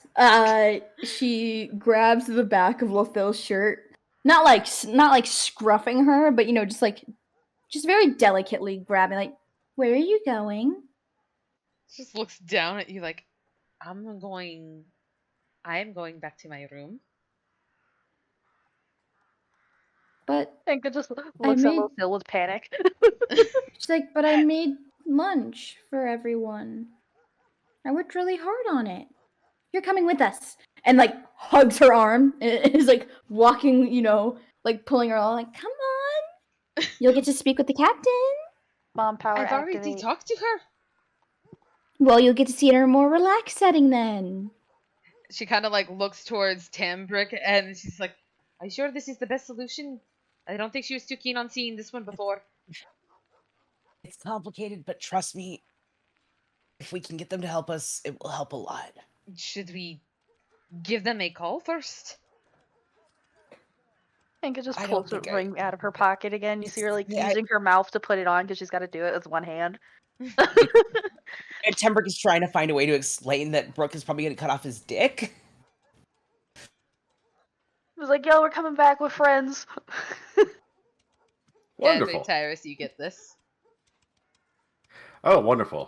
Brooke, apparently our friends are coming back with other friends. Brooke looks to Gadry, like, and he hears inside his head, which friends? Gadry. Yeah, Gadry's next to her. And so is Tyrus. I know, but she looks to Gadry. All right. Like, which friends?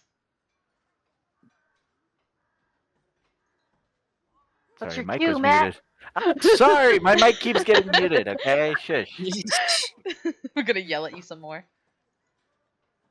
So sorry. Brain no worky. It's getting late. Yeah, we're fixing to wrap up.